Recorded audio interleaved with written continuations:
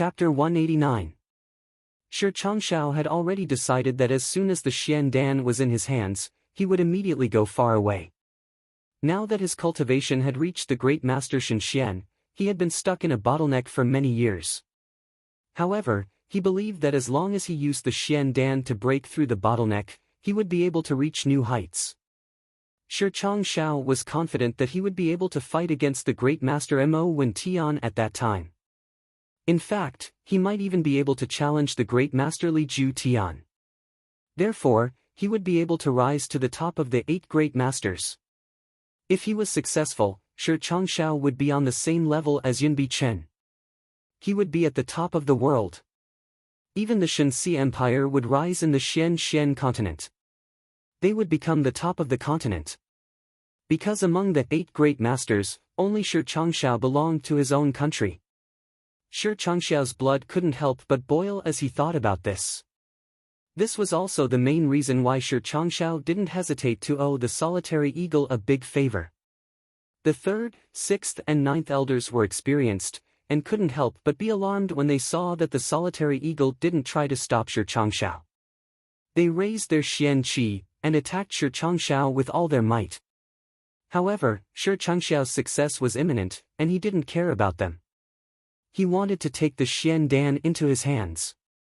The 3 elders' Xian Qi had already been dispersed by him, and it would be difficult for them to recover their Xian Qi in a short period of time. As for the others, it was even more difficult for them to enter his eyes.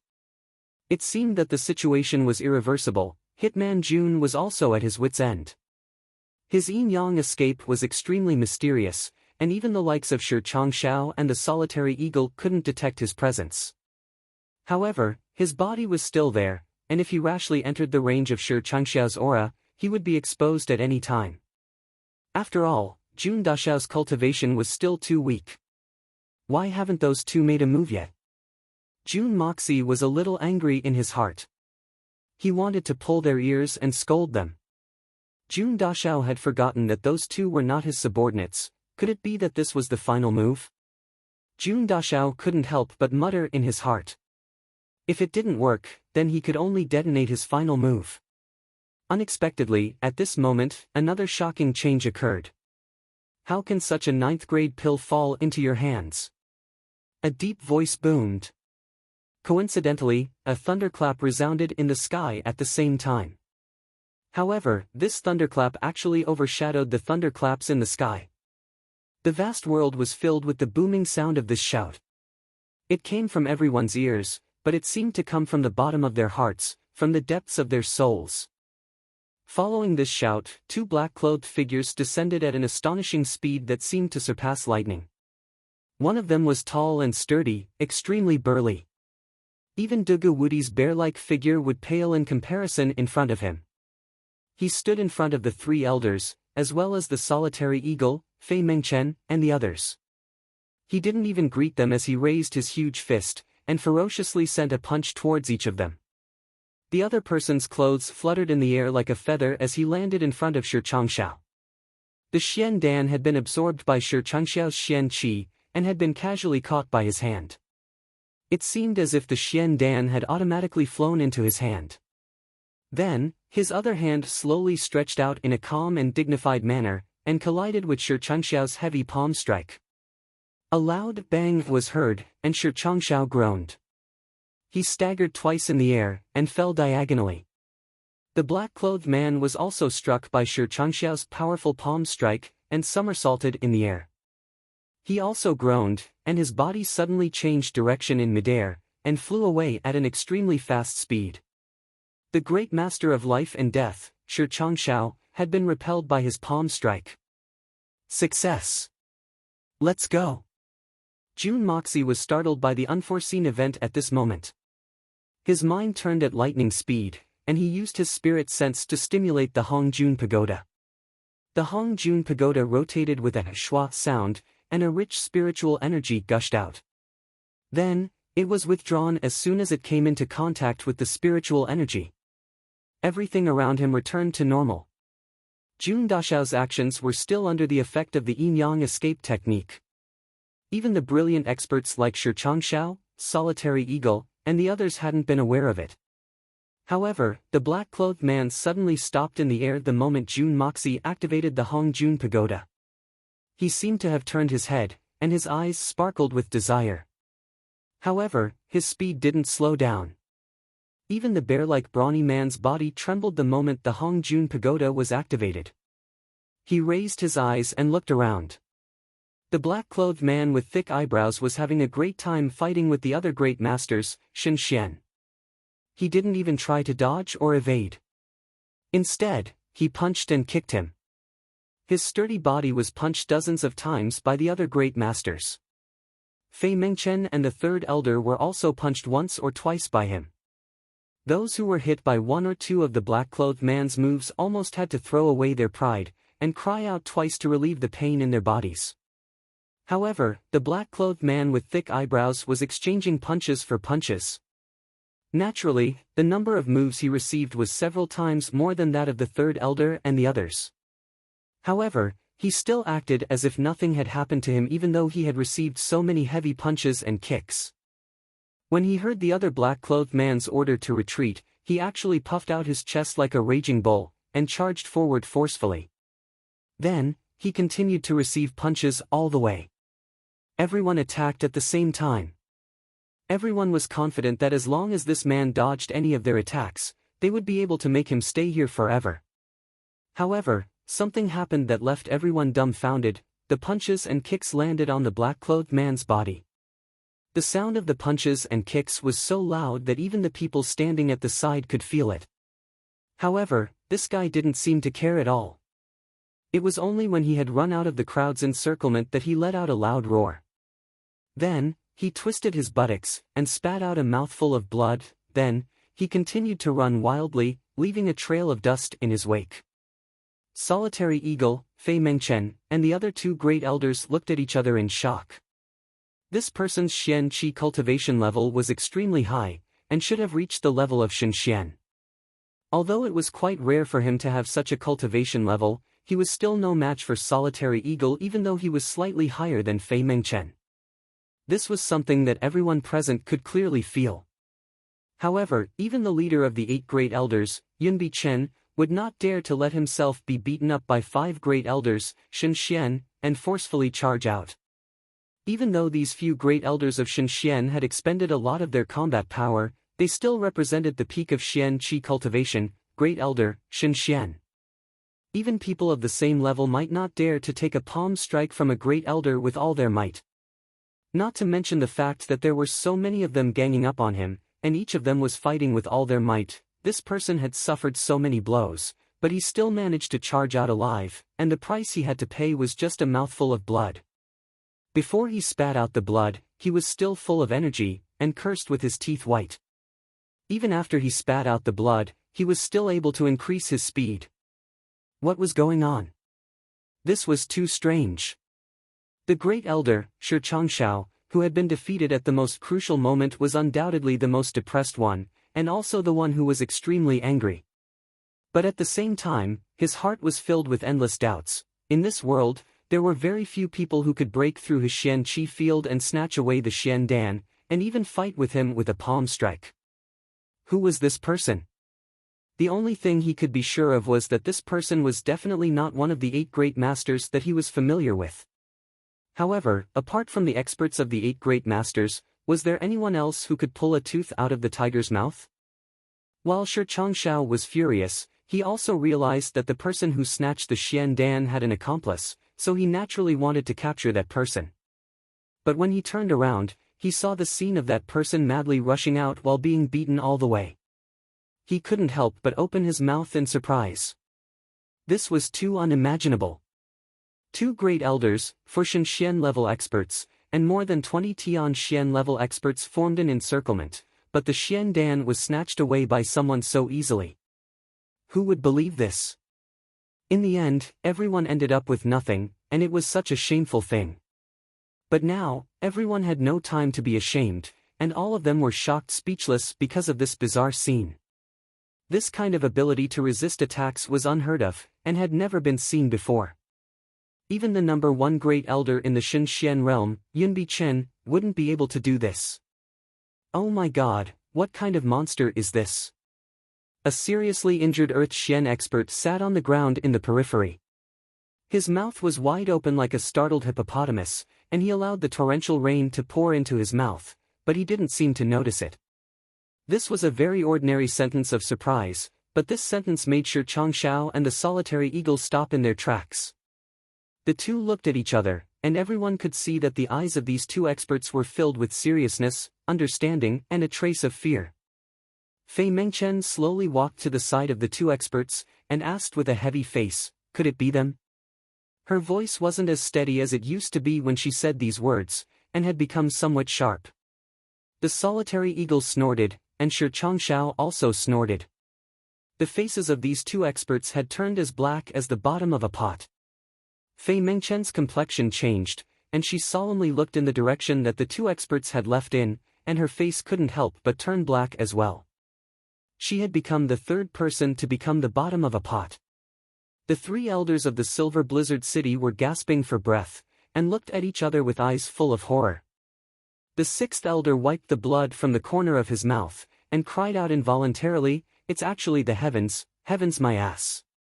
The third elder reprimanded him in a bad mood, "Do you think you're so knowledgeable? Haven't you lost enough face? Haven't you caused enough trouble?"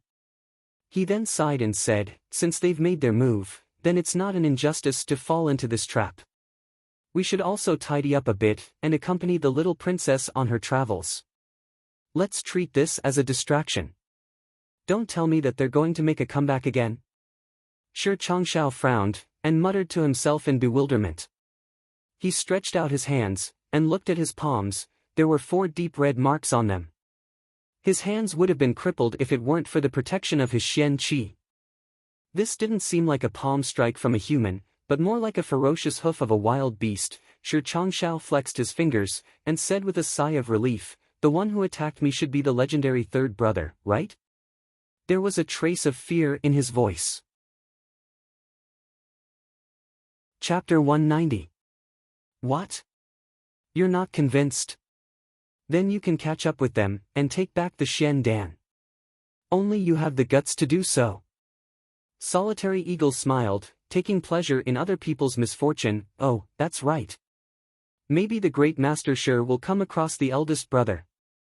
Then, he'll be able to leave his name in the annals of history." Shi Changshao tensed up as soon as he heard the word eldest brother.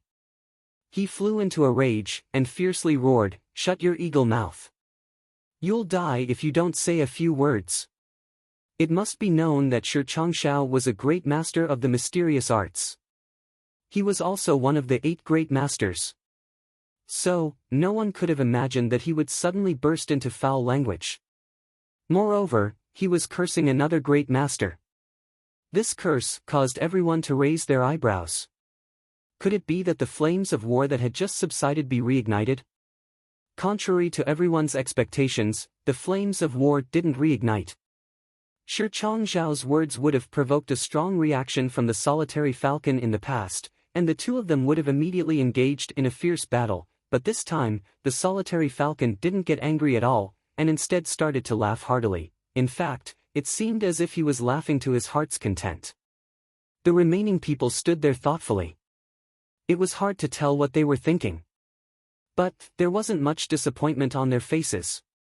In fact, they were even taking pleasure in other people's misfortune. Even the 8 great masters have fallen. So, what about me? We won't lose face. The other great master's disciple, Lei Jianhong, and his fellow disciples were gathered under a big tree. On one hand, they were sheltering from the rain. On the other hand, they were planning to temporarily avoid the sharp edge. Among the 10 people, 6 were already injured. Their blood stains were everywhere. The 6th disciple was seriously injured. In fact, he was still in a coma. The Xian core is gone. How do you calculate it? Brother Li will certainly be very disappointed.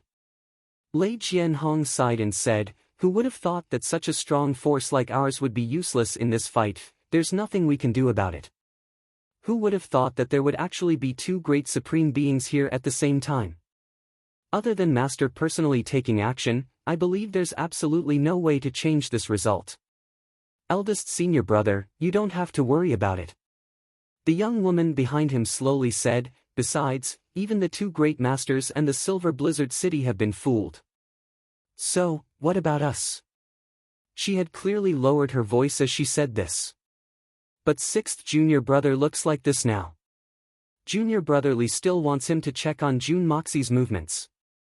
What should we do? Lei Jianhong frowned as he looked at the unconscious junior brother in front of him. There was a look of heartache on his face, and his mind was in a mess. We can only ask junior brotherly to find another capable person. The Grand Preceptor's residence is filled with crouching tigers and hidden dragons.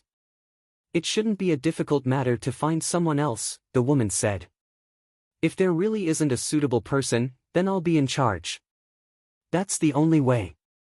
Lei Jianhong sighed and frowned. In fact, I'm most interested in finding out who the two people who obtained the Xian Dan are. How can they be so valiant? I believe that the number of people with such cultivation can be counted on one's fingers. How come I don't have any impression of them? What's even more strange is that Solitary Eagle and Shi Changshao didn't fall into a disadvantageous position. So, why didn't they pursue them? Solitary Eagle didn't pursue them. After all, his original intention wasn't to obtain the Xian Dan. But, Shi Changshao didn't pursue them. This is very puzzling. If he didn't really want to obtain the Xian Dan, then why did he fight to the death? Senior brother is right.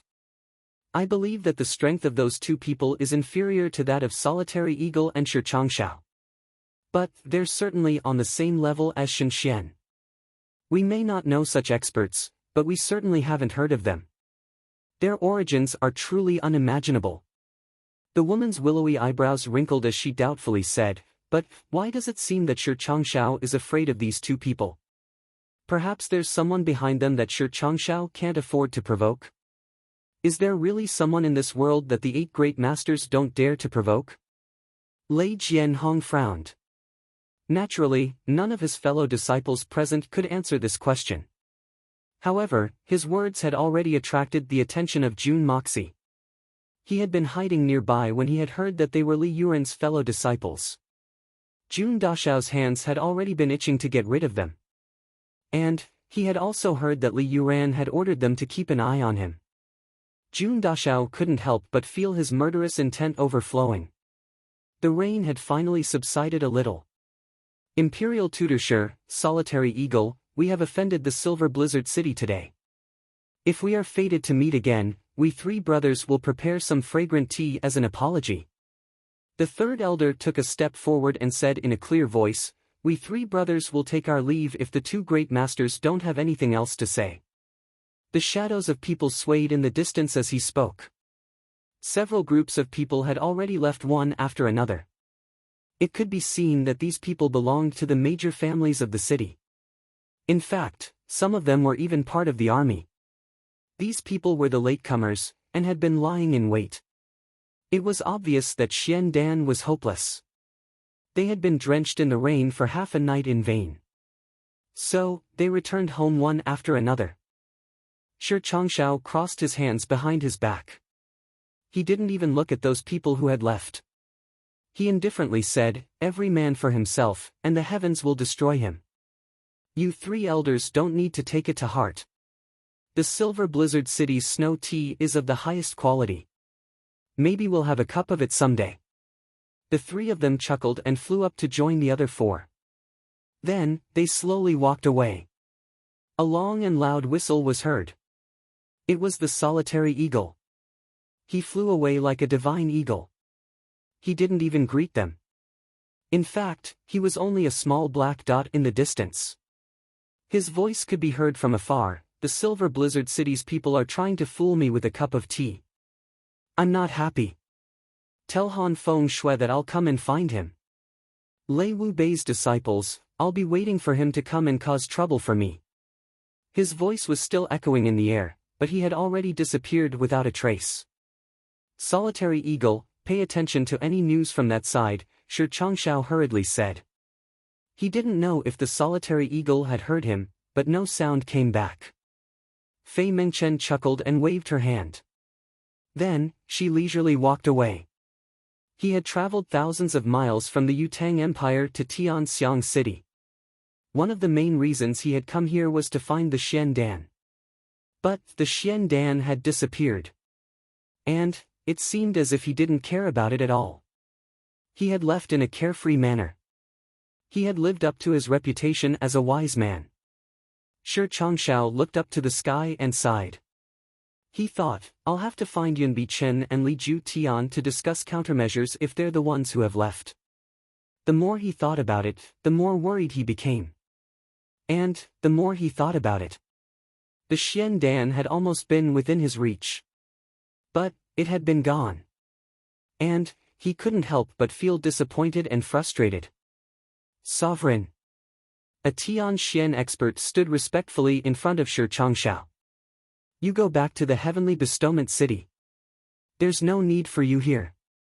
This old man has something to do. I'll return in a moment. Shi Changshao pondered for a long time. Then, he said. Yes. The 6 respectfully accepted the order. Then, 4 of them helped the 2 injured men up. They fiercely glared at Lei Wu Bei's disciples.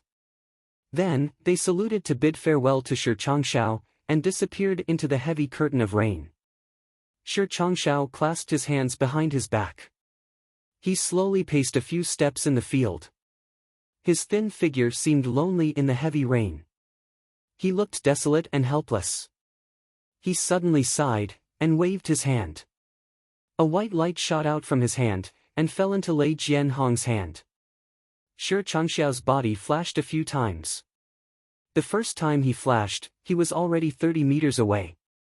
The next time he flashed, his silhouette had become blurred, and then disappeared. Lei Jianhong focused his eyes, and saw a small jade bottle in his hand. A few words were written on its surface, resurrection liquid. He couldn't help but feel overjoyed.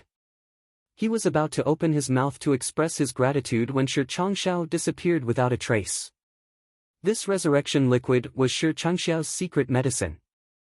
It might not be able to bring the dead back to life, but it was a miraculous medicine. The 6th brother's dantian would have been damaged, and he would have been crippled. But, he would have been able to preserve his life with this medicine. Lei Jianhong hastily called out to his fellow disciples. They carefully lifted the unconscious 6th brother's body, and were about to open the jade bottle. Suddenly, a great sense of foreboding arose in their hearts. Lei Jianhong was Lei Wu Bei's first disciple. His body flashed, and he narrowly avoided the fatal blow. Several pitiful screams echoed. The 4 people who had gathered together started to bleed from their noses and mouths. They fell forward without uttering a single sound. Each of them had a dainty throwing knife inserted deep into their backs. Only the handle of the knife was left exposed. It seemed that the knives had pierced their hearts. 1 knife to take their lives, 1 knife to end their lives. It was no wonder that the 4 of them had died without uttering a single sound. 3 Earth Xian experts and a junior disciple of Tian Xian had lost their lives at the same time. Brother! Lei Jianhong stretched out his hand to check their breathing. His body suddenly stiffened. His eyes widened, and he frantically jumped up. Who is it? Who is it? Come out now. You're hiding in the dark. What kind of son of a bitch is this? Come out and fight with your grandpa if you have the guts. Come out. Come out. Come out. Lei Jianhong shouted furiously. He cursed in all directions. His eyes had already turned blood red. His mind seemed to have sunk into a half-crazed state. He quickly ran in all directions, and searched everywhere. But, he couldn't find even the shadow of a person. Then, he suddenly fell to the ground, and burst into tears. The other 4 people also turned pale with fright at this sudden turn of events. They all rushed over and wailed loudly. The 5 of them carefully searched the area, but couldn't find any trace of the enemy. They had never expected that only one of their 10 brothers and sisters would be seriously injured when they had fought against so many experts of Tian Xian. They had even intervened in Shen Xian's battle. But they hadn't expected that 4 of them would be killed after being caught off guard. Lei Jianhong's eyes were red. He pulled out the throwing knife from his 9th disciple's body, and carefully observed it. He then gnashed his teeth and said, "I've never seen this kind of throwing knife before. It must have been the weapon of the mastermind. We'll kill it as long as we see it again. We'll avenge our brothers. We'll avenge this enmity." The 4 people shouted at the same time. Their grief and indignation couldn't be any greater. Suddenly, the woman cried out in alarm, "Where are the other 3 throwing knives?" Everyone turned around, and looked at each other in dismay. They were stunned. The ice-cold rainwater had mercilessly poured into their necks after they had withdrawn their Xian Qi defense. Everyone felt a chill from the depths of their hearts. In that short moment, the flying daggers on the other 3 had already disappeared, leaving behind only a bloody wound on their bodies. Everyone looked at each other in dismay. They felt their blood run cold. Chapter 191. The blood continued to gush out, and the rain continued to fall. In a split second, the blood turned from red to pale red, and gradually became colorless. The young woman had wanted to take out a throwing knife to compare, but when she turned around, she was the first to discover that the throwing knife that was so close to her had suddenly disappeared. This was no small matter, and her whole body began to tremble. Could it be that there really are ghosts in this world? At this moment, the shock of the 5 people could not be any greater. In the end, what kind of person could get so close to these 5 Sky Xian experts without being detected? Perhaps it was the Master Shen Xian, but if the Master Shen Xian wanted to deal with them, would there be a need for a sneak attack? But if it wasn't Shen Xian, then how could it be explained? Even if he couldn't explain himself, it was still secondary. This place was not suitable for him to stay for long. But when it was time to leave, the 5 people who were still in good condition simultaneously shed tears of grief. When they came, there were 10 brothers and sisters, and they were chatting and joking with each other, full of confidence. But when they left, there were only 5 people and 4 corpses left, and one person's life or death was unknown. Even if he was still alive, he would be permanently disabled, and there was no hope of recovery. What a miserable thing this was. The 5 people each carried one, and it was just right. As they left, they couldn't help but look back, and the hatred in their eyes seemed to be burning even in the heavy rain. The throwing knives were naturally the masterpiece of Jun Moxie. When he heard that these people were experts invited by the Li family, he had already made up his mind to kill them. Now that the Xian Dan had attracted these experts, they would immediately leave after the end of the Xian Dan fight. At that time, Tianxiang City would still be the same Tianxiang City, but since the Li family could invite these people once, they could invite them again. Especially since Li Yuran and these people were fellow disciples, which made Jun Moxie even more worried. These Tian Xian experts were nothing in front of the Shen Xian experts. But these people were enough to pose a threat to the Jun family once this matter was over. These people would be a formidable force if the Li family were to go crazy and attack the Jun family. It is better to prepare for a rainy day than to use an umbrella after the rain. Kill them first. Hitman Jun's moral sense was weak, so why would he care about the lives of so many people? Especially after the battle, all of them were exhausted and had withdrawn their Xian Qi defense to rest. Jun Moxie felt that if he missed such a good opportunity, he would be letting himself down. But he didn't expect to be able to kill 4 of them in one go. Controlling 4 flying daggers at the same time while invisible was already Jun Moxie's current peak technique. He didn't expect that all 4 flying knives would be successful. He even killed a Tian Xian expert. This made Jun Moxie quite proud of himself. A long time passed in silence. Suddenly, the tree that Lei Jianhong and the others had surrounded suddenly spoke, "You're finally here? He, I've been waiting for you for a long time." Then, the voice continued, "You still haven't come out? Don't tell me you want me to catch you myself?" There was a hint of anger in the voice. The voice wasn't loud, nor was it angry. It was indifferent, and seemed to be talking to a person face to face. But there was no one around. Of course, there was no sound either. After a while, the voice sounded again indifferently. Unexpectedly, it repeated, "You're finally here. Hee, I've been waiting for you for a long time." It paused for a moment, and then continued, "You still haven't come out? Don't tell me you want me to catch you myself?" It repeated itself again after a while. Still, no one answered. He would repeat it every once in a while. He wasn't impatient, nor annoyed. But it was reckoned that someone would have gone insane if they'd been listening to his emotionless voice.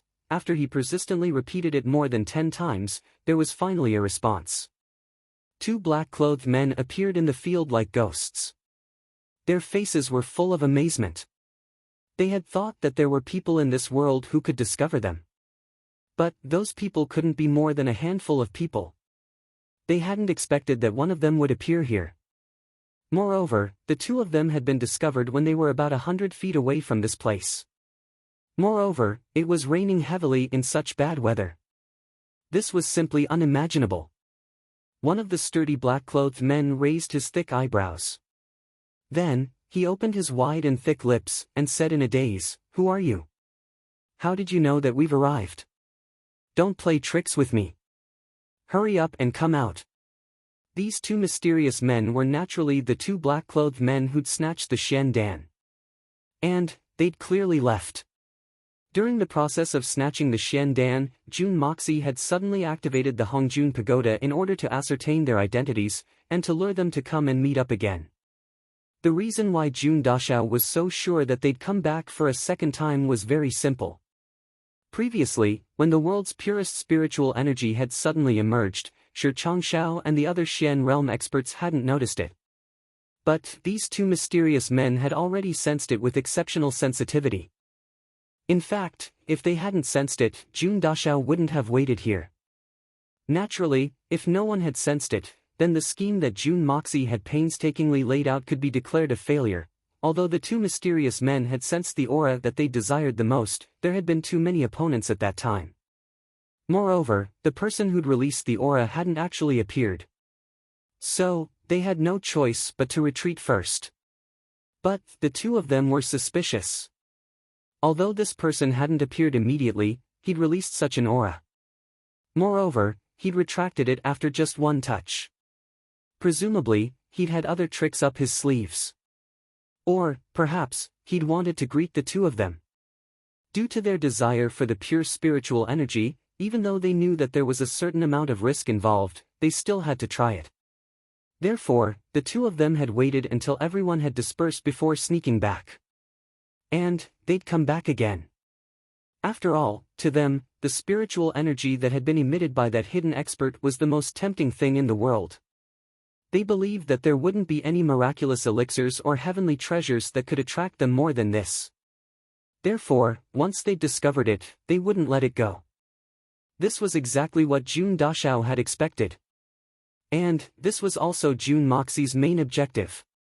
Compared to luring them to come here, luring a large number of experts into a great battle, crippling the strength of the Li family and the Silver Blizzard City's experts, successfully killing Lei Jianhong, and even finding a way to use the level 9 Xian Dan, all of these had become insignificant. Because, their arrival could perhaps resolve the Jun family's biggest disaster if they were lucky. In fact, they could at least delay the arrival of that disaster. The reason for this was Jun Dashao's operation of his trump card. Now that these people had arrived, it was time for Jun Moxie to turn the clouds with one hand and rain with the other. "I don't know if my wish will come true." A burst of laughter resounded in front of the 2 mysterious men. It was deep and powerful, but it was filled with a strange feeling.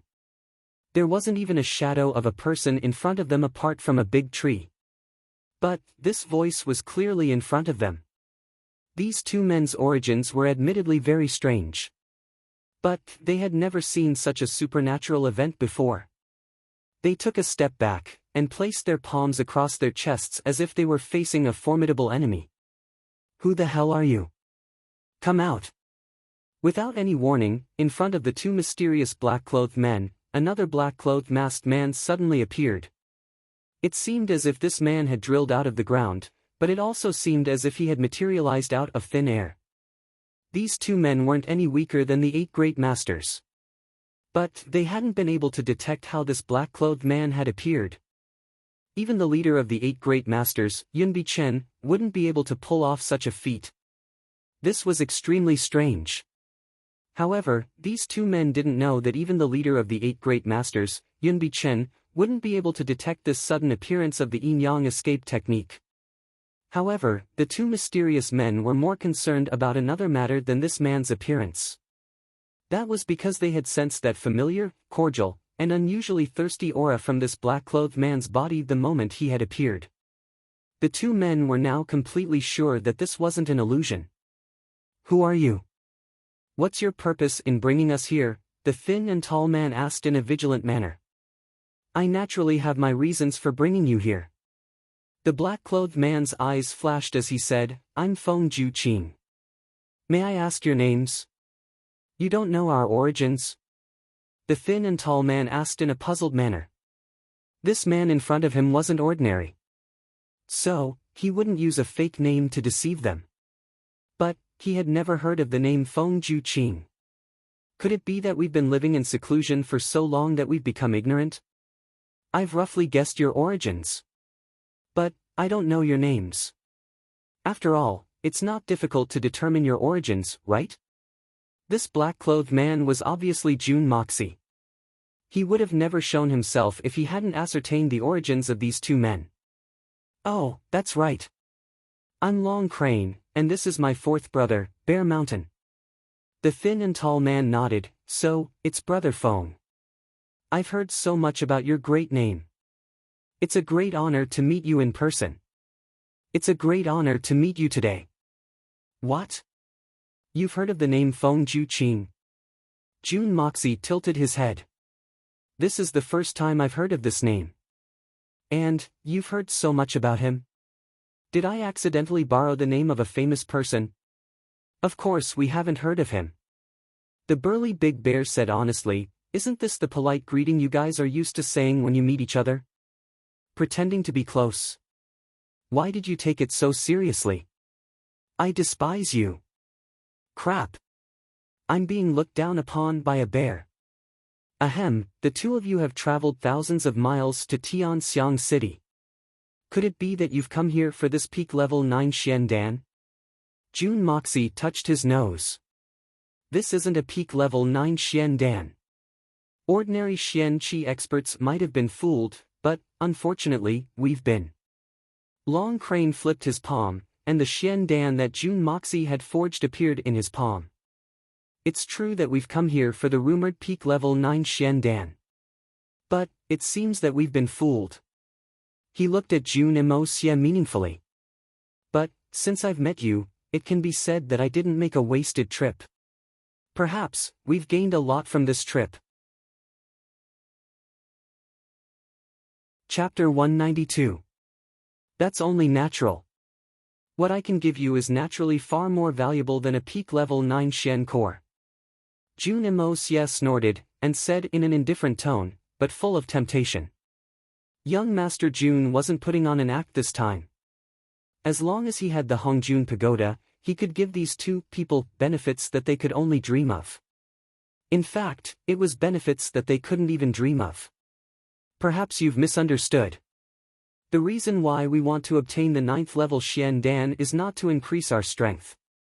Long Crane's slender eyes revealed a look of pain. "What we want to do is very simple. We want to take back the Xian Dan.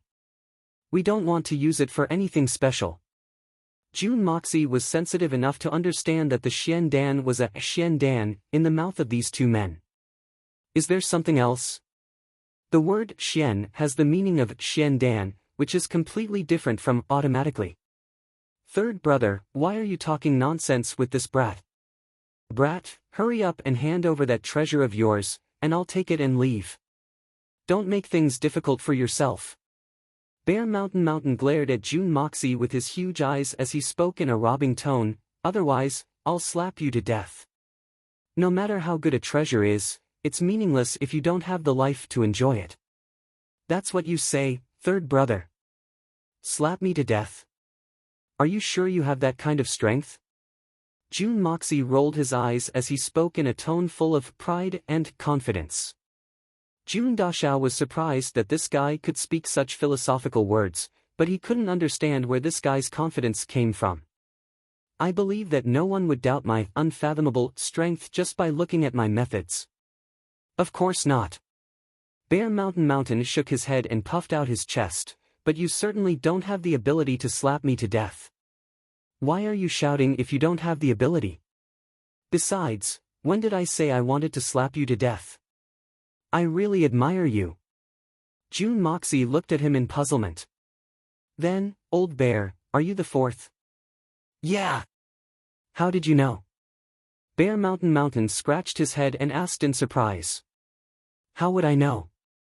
Your third brother just introduced you as his fourth brother. How would I know? Just now, I thought that he was pretending to be stupid, but now it seems that he really is stupid. Jun Moxie did not know whether to laugh or cry. You really are an idiot. Jun Moxie racked his brains for a long time, but he really couldn't find a better adjective. How do you know my nickname? Did Second Bro tell you? You've seen Second Brother? Bear Mountain's eyes widened, and he suddenly jumped up. You must have seen it before, otherwise, how would you know? I'm warning you. Stop calling me by my nickname. If you call me again, I'll get angry with you. I think I should just call you Lao Xiong, Jun Moxie said readily. That's right. Bear Mountain shook his head proudly. I'm a bear to begin with, so calling me Lao Xiong can be considered as fitting. Jun Moxie was completely speechless. It wasn't that he had never seen reckless people, and he had also seen people like the Dugu family. Other than that, he had also seen stupid people, and he had seen naive people, but he had never seen such an outrageous one. He was really at home, he really lived up to his name as the legendary Bear. Bear. Jun Moxie seemed to be very tired, because he had been using his divine sense to maintain the state of summoning the Hongjun Pagoda, trying his best to maintain the pure aura of the heavens perception that he had fused with the Hongjun Pagoda. He definitely couldn't let the two people in front of him see through his true strength. Otherwise, it would be terrible. Because once his true strength was revealed, this expert with unfathomable strength would immediately become a mouth-watering piece of meat. An expert without sufficient strength did not have the qualifications to speak on equal terms with an abnormally strong high-level Xian beast. Tell me your true intentions. Long Crane looked at Jun Xie vigilantly. He felt that this black-clothed man in front of him was full of mysteries. His intuition told him that this man's strength wasn't very high. But he couldn't see through this man's strength. Moreover, this man's body was full of temptation. In fact, almost all high-level Xian beasts would find it difficult to resist such a fatal temptation. True intentions? It's actually very simple. I just want to trouble the two of you to do something for me. Jun Moxie didn't beat around the bush, and went straight to the point. Ha ha ha, you want to ask us to do something for you? Do you know who we are? Why do you want us to do something for you? Long Crane laughed twice, and said with some mockery, don't think that you can coerce us to do anything for you just because you have something that we desire. No matter how precious or rare it is, there's nothing we can't let go of. Your Excellency, you're too naive. Even if we take 10,000 steps back, and say that we really need it, can't we just rob it? Didn't I snatch that Xian Dan just now? Your Excellency may be amazing, but are you confident that you're stronger than Shi Changshao and Solitary Eagle? Is that really the case? There's no need to resort to insinuations in front of famous people. Your Excellency is a top-notch Xian beast, so you're not deceiving yourself. Why did you come back if you don't care about that thing? You didn't have to come back. As for the word rob, are you sure that you have the ability to do so? I may not be stronger than Shi Changshao and Solitary Eagle, but do you really think that you were able to snatch the Xian Dan by relying on your tyrannical strength? Jun Dashao's tone changed, and became even more awe-inspiring. Earlier, the mysterious duo had seemed awe-inspiring, and had managed to deal with many Shen Xian and Tian Xian, and had even managed to escape with ease. Firstly, they had grasped the timing very well, and secondly, Shi Changshao and the others had fought for half a night, and their strength had been greatly reduced. Otherwise, even if they were Xian beasts, and their bodies were far stronger than humans, and their strength was on par with Xian's, they wouldn't have been able to escape so easily. They were all top-level Xian beasts, and naturally understood the importance of this matter. Moreover, they didn't want to speak against their conscience, and couldn't help but be at a loss for words. Jun Dashao was also a sensible person, and naturally wouldn't provoke the duo any further. He chuckled and said, "It's a win-win situation for both of us, so there's no need to make such a big fuss. If the two of you think that my conditions are too harsh, we can always discuss it again. As the saying goes, asking for a sky-high price, and paying the price on the ground, it's nothing more than that." Jun Dashao paused for a moment, and then changed the topic. "If I'm not mistaken, the two of you have already reached a bottleneck in the growth of your strength. Although the two of you are gifted, it's not easy for you to break through early. Especially in this world, there are too few people like you, so you have even less experience in breaking through bottlenecks. Even if you want to find help from others, or learn from them, you can't. Just now, you also felt that the thing that I have is what you lack the most. Isn't that enough? Strength is the most important thing in this world. Without strength, the two of you will end up the same as that level 9 pinnacle Xian Dan that you're fighting for." Jun Moxie smiled cruelly, "Although it's not possible for now, but according to the advancement of the Xian beasts in the Xian continent, as long as a Xian beast reaches the peak of its innate talent, and doesn't advance for a long time, its strength and energy will also degenerate as it ages. At that time, I believe that even an ordinary supreme martial artist, Shen Xian, would be able to put you to death. Don't tell me that the two of you want to stay in the dark Tianfa forest, and never come out for the rest of your lives?" The two of them started breathing heavily at the same time. Although Jun Dashao's words were sharp, they had pointed out the side of their hearts that they were most unwilling to mention. Think about it, how beautiful the outside world is. Whether it's food, drink, accommodation, power, wealth, or beautiful women, the boundless world, the colorful world, as long as you have enough strength, who in this world can do anything to you? Everything is at your fingertips. Jun Moxie continued to use flowery words to tempt them. "Do you think that I'll be able to instruct you as long as you advance to the next level? What you'll be exchanging for is nothing more than this matter. Perhaps, you'll only need a few days to exchange for a lifetime of freedom and incomparable strength. Isn't that enough? Although your words are quite reasonable, we have a habit of never doing things for the weak. Why would we listen to the orders of a weakling if you can't subdue us, and show that you're stronger than us?" Long Crane's eyes flickered as he thought for a long time. These two people were the Xian beast kings who had come out of the Tianfa forest. The top-notch Xian beasts had their own dignity. Even if they yearned for something, they would never bow their heads to the weak. Ever since Jun Moxie had found out that his aura could attract high-level Xian beasts, and that the little iron-winged panther had unexpectedly advanced to the next level, Jun Dashao had been confident that he was a rare commodity. Therefore, he had been planning to capture the legendary Xian Beast King. If he could attract the Xian Beast King, then Jun Moxie wouldn't have to fear anyone in this world anymore. However, there was a precondition: the Xian Beast King had to be willing to listen to his orders. Only then would he be able to be like the great master Yun Bichen, who had led a level 9 Xian beast to roam the world unhindered. However, young Master Jun's target wasn't a young iron-winged panther, but a level 9 Xian beast. Therefore, his plan had to be meticulous. Not to mention the fact that he wouldn't be able to get a level 9 Xian beast to accompany him if he made a mistake. In fact, his life could be in danger at any time. Therefore, Jun Dashao had made a meticulous plan. First, he had used the level 9 Xian Dan as a gimmick to spread the news around the world. He was confident that the Xian Beast King would get wind of it. Since the other experts were so interested, there was no reason for the Xian beasts to sit back and watch. Jun Mo Xie's goal was admittedly to increase his grandfather's strength. Or, he could use his words to incite a war, and weaken the enemy's strength. But, his ultimate goal was only one: to attract the Xian Beast King. Then, he would think of a way to subdue it. His plan was that even though his strength wasn't enough, he had the Hongjun Pagoda to borrow its power. His lack of strength was the reason why he had such a daring idea.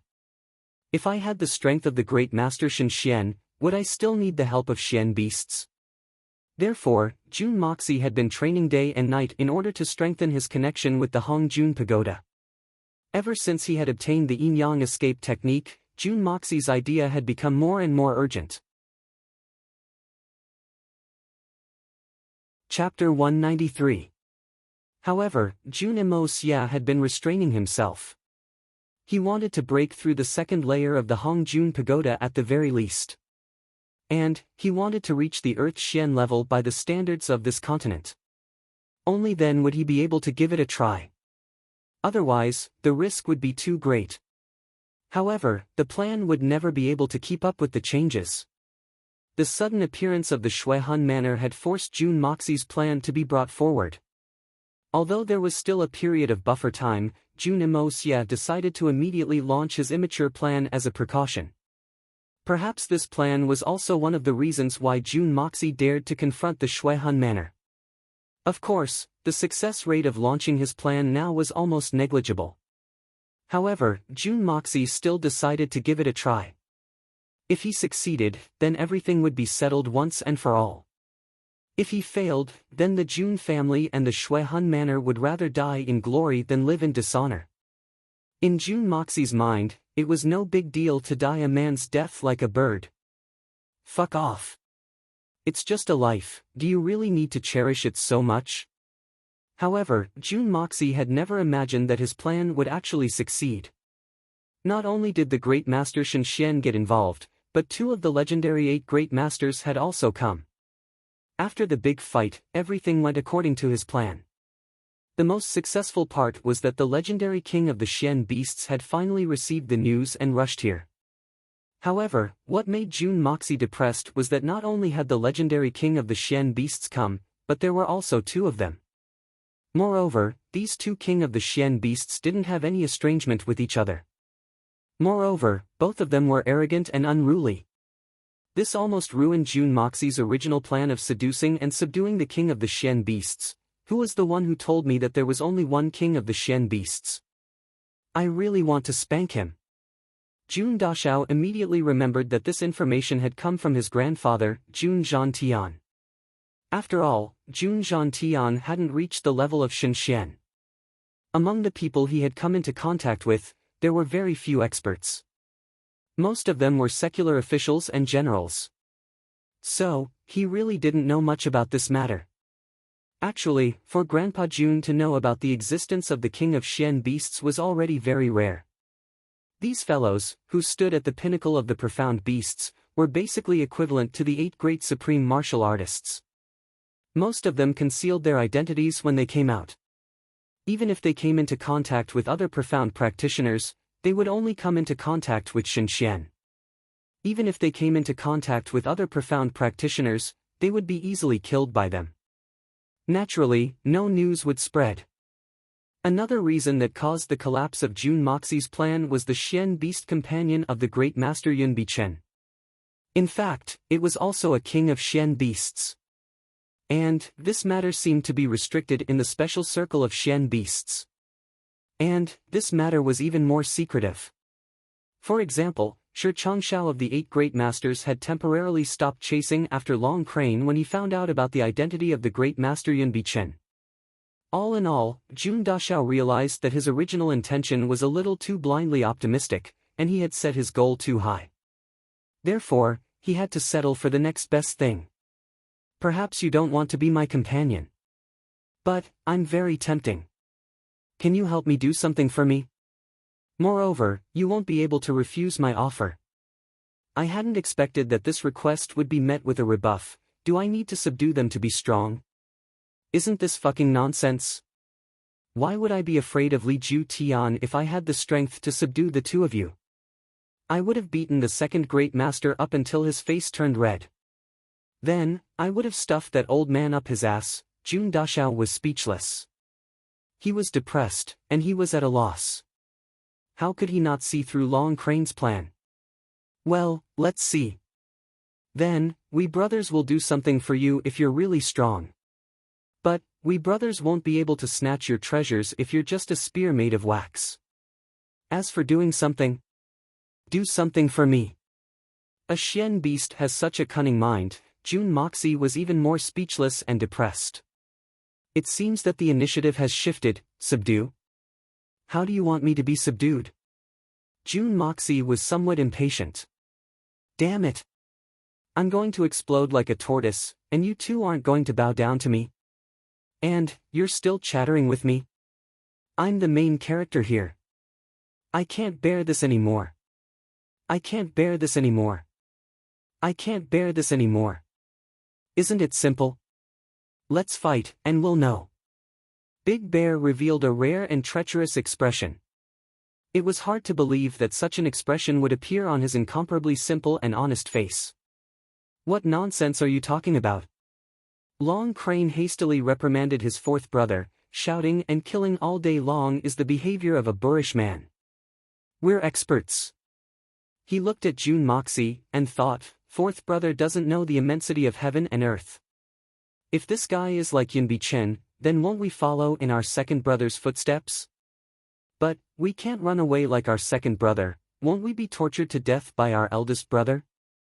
It would be good if we could torture him to death. But, we'll be finished if we can't. We're experts of the present age, we can't imitate the likes of ordinary people. Let's fight 3 rounds to determine the winner. Long Crane stretched out 3 fingers towards Jun Imo-sia, 2 wins out of 3 rounds. If you win, we brothers promise to help you with one thing, however, we won't be lacking in benefits. Yes, you won't be lacking in benefits if you lose. We won't help you with anything. Big Bear added enthusiastically. So, you're saying that I'll have to give you benefits regardless of whether I win or lose? Jun Moxie stared at him in disbelief. Big Bear, you're such a talent, why don't you go into business? You'll definitely make a profit. No, you should just go and rob, the bandits will definitely respect you too as their ancestors. In fact, Jun Moxie had already agreed in his heart. Everything would be fine if he won, and they would owe him a favor if he lost.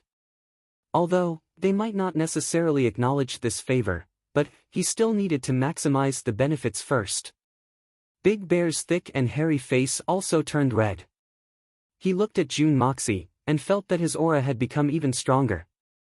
He couldn't help but stick out his thick tongue, and licked his lips as he laughed foolishly. He rubbed his hands together, and gave a thumbs up. Where did you put it? I've been searching for a long time, and I can't find it. You really have some skills, you're using your divine sense. Jun Moxie was startled. These two aren't stupid. I was wondering how they could be so calm. It turns out that they were secretly using their divine sense to probe me. Fortunately, I didn't give it to them for free. Otherwise, if she was really done in by a beast, it would not be good to say it. Long Crane also felt that his fourth brother's words were somewhat shameless. So, he smiled awkwardly and said, we can change it if you have any objections. But, it's impossible for us to bow our heads and obey your orders. Who wants you to bow your heads and obey my orders? You've cultivated bitterly to reach your current realm. I don't have any other good points, but I don't force people to do things against their will. Well, that's it. I don't care about these small benefits. Jun Moxie waved his hand, but, you can't propose a separate method of competition since it's a competition, right? For the sake of fairness, I'll set the question for the first round, and you'll set the question for the second round. If there's a need for a third round, then the question will be set by the winner of the second round. What do you think? Good. Then, what do you say for the first round?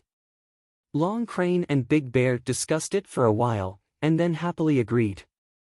We both have our own strengths, do you think we'll lose to you? I'll make an action, and it doesn't matter which one of you manages to do it. Then, it'll count as my loss. Jun Moxie thought for a moment, and then the corners of his mouth revealed a sly smile. Good. The two men were very confident. Their Xian Qi was at the peak of their realm, and their bodies could expand or shrink at will. So, wouldn't it be easy for them to imitate someone else's actions? Long Crane's heart was bursting with confidence. Don't talk about ordinary actions, I can even tie a knot with my neck. What's more difficult than that? Ha ha ha. Watch carefully, Jun Moxie shouted, and the two men quickly opened their eyes wide. A strange scene appeared. Jun Imosie's black-masked body suddenly stood there calmly, and then his 2 feet slowly sank into the ground, followed by his legs, waist.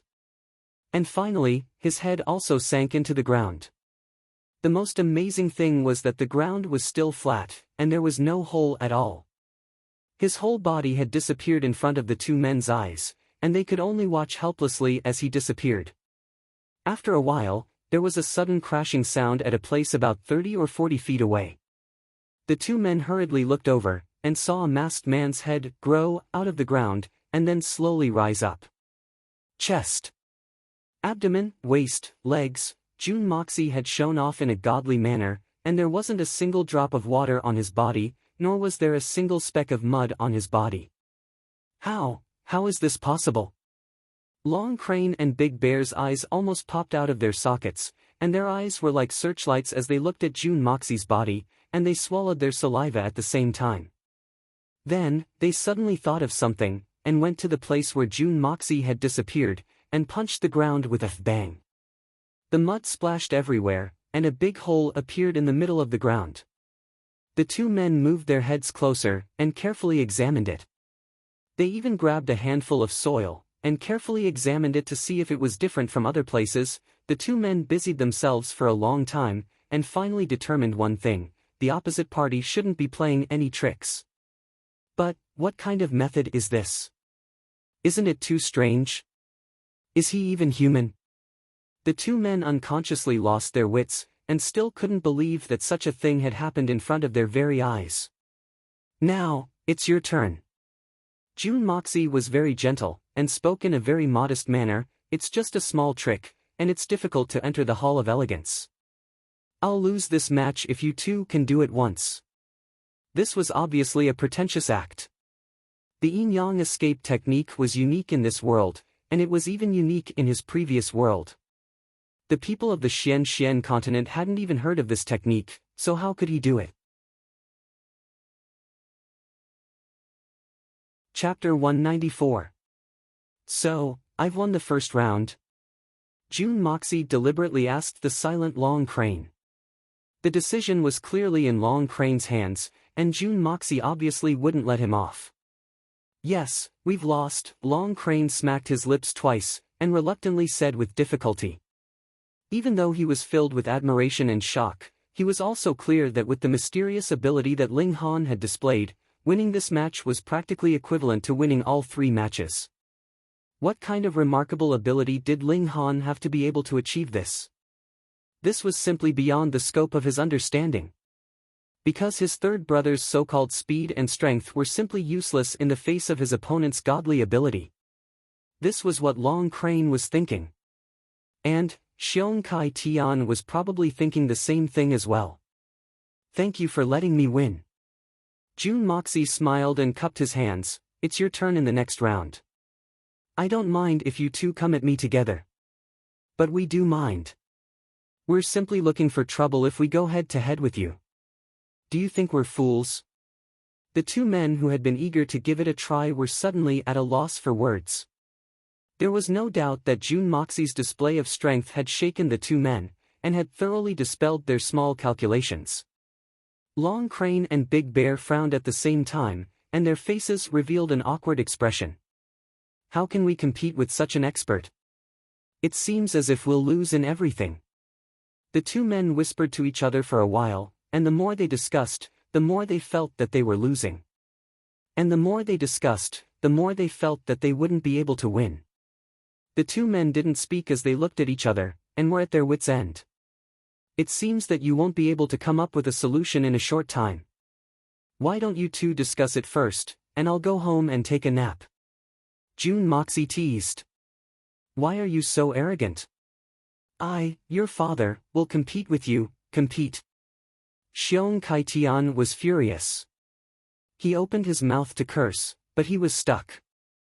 He tried to say 5 or 6 times, but he couldn't say what to compete with.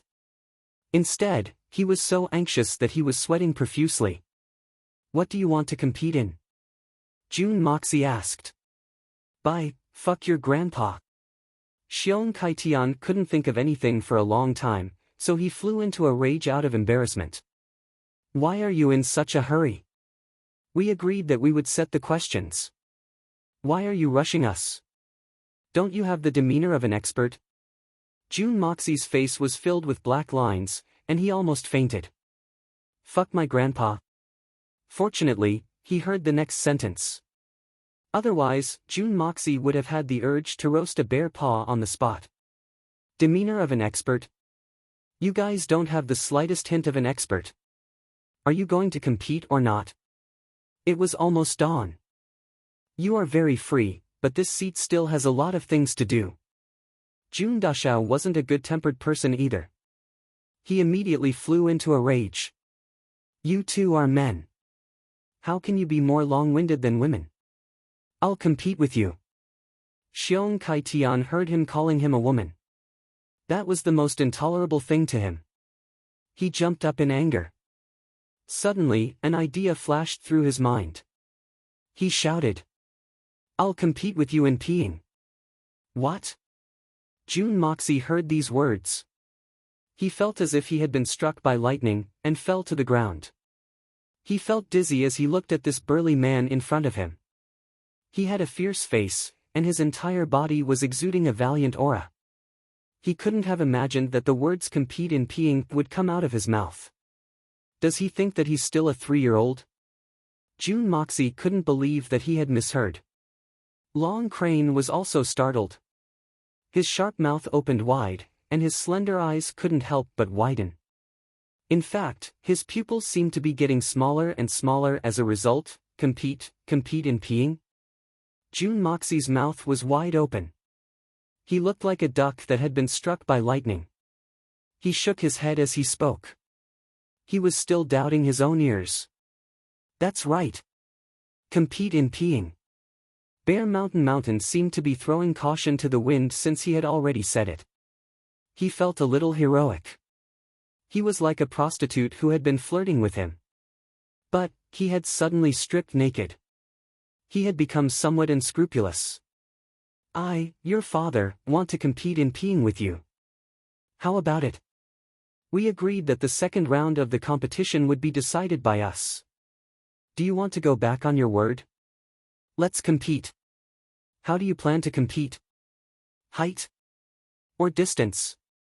Or, more? June Moxie's mouth was crooked. He bared his teeth, and hissed as he sucked in a mouthful of cold air. A Supreme Divine Xian expert, a Grandmaster-level figure, actually took the initiative to challenge me to a pissing contest. I've participated in this competition before. But, I've done it before I was 3 years old. I've never done it after I was 3 years old. A big man, a male creature, in front of outsiders, took out his own things, and just did that. No matter how one looked at it, it was not good to say it. This guy was too fierce. Could it be that animals, oh, no, high-level Xian beasts did not care about this? What is this? But at this moment, he had no choice but to bite the bullet. Who asked him to underestimate the other party's level of shamelessness? That's not right. The crane and the bear were originally beasts. Adding on the fact that they were at the top, naturally they were worse than beasts. First, we don't compete in height.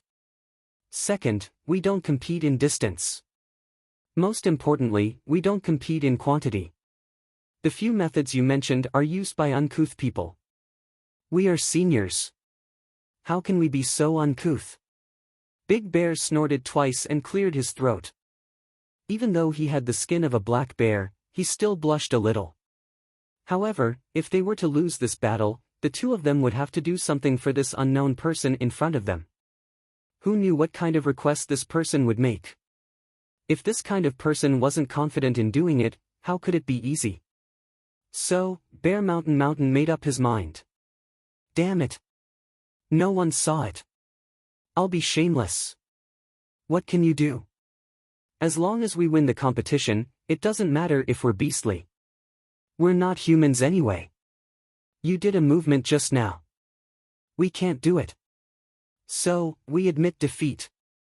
Bear Mountain tried his best to keep his face straight. He was afraid that if he relaxed, he would reveal a look of shame. Now, I will also do a movement.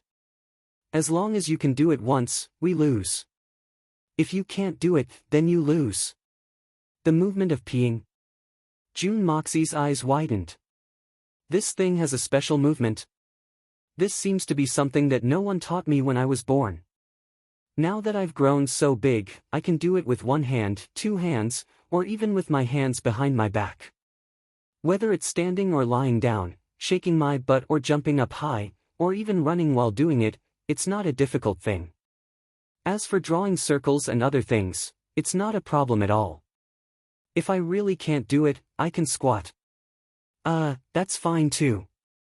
Other than that, I don't need to use my asterisk to do it. Then I really can't do it. Nonsense. Of course it's the movement of peeing. How can it be the movement of drinking wine? Bear Mountain was already embarrassed. Seeing him like this, he felt even more guilty. He hurriedly scolded him and reminded him, watch carefully. I'm going to start. June Moxie couldn't bear to watch. He closed his eyes. What is this? Do I have to watch you pee with my eyes wide open? Damn it, you're not a peerless beauty. Do you really think that you can pee? Just as he was thinking this, Bear Mountain exhaled and roared. His two thick feet stomped on the ground. His burly body flew majestically into the sky. It was amazing. His movements were elegant, natural, and without any sloppiness. He was indeed at the level of Supreme Shen. Good movement.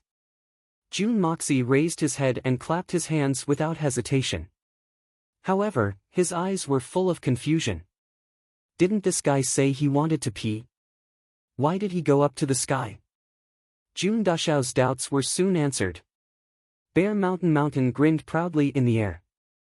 His body was still rising. His hands quickly untied the waistband of his trousers while he was still ascending.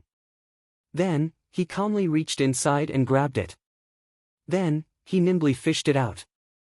His cheeks trembled. He supported himself with one hand in midair. Then, he puffed out his chest and sucked in his abdomen. Then, he exerted his strength, and a glistening yellow water arrow spurted out like a flood of the Yellow River. June Moxie was flabbergasted. In fact, he had a strong urge to faint. Long Crane suddenly covered his face with his hands. What does it mean to be shameful? This is what it means to be shameful. No, it means to be shameful to humans. It should be shameful to be a beast. Bear Mountain's tall and sturdy body was still standing upright in the air. His eyes were deeply looking into the distance. His chest was bulging, and his hands were placed under his crotch in a bird-catching manner.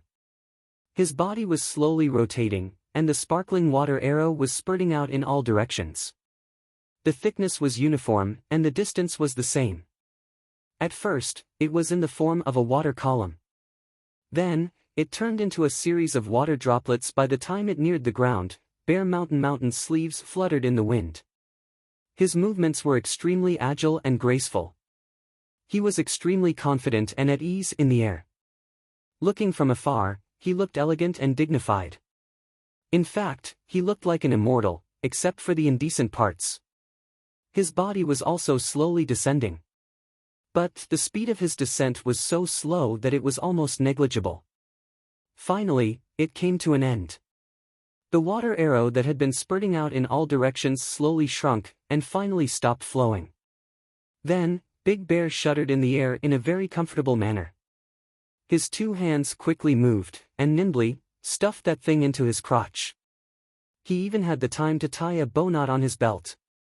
After everything was done, Bear Mountain's body leisurely descended. His bearing was graceful, and his expression was refined. His face was not flushed, and he was not out of breath. He smiled at June Moxie, and nodded his head in greeting. I didn't drink enough water earlier. Bear Mountain seemed to be a little regretful. he felt that he hadn't done it to perfection. Jun Dashao was extremely shocked. He remembered a day in his previous life when he was walking on the street. He coincidentally saw a drunk man running to the command post of the traffic police at the crossroads. Then, he unscrupulously took off his pants and sprayed water at the rolling traffic in all directions.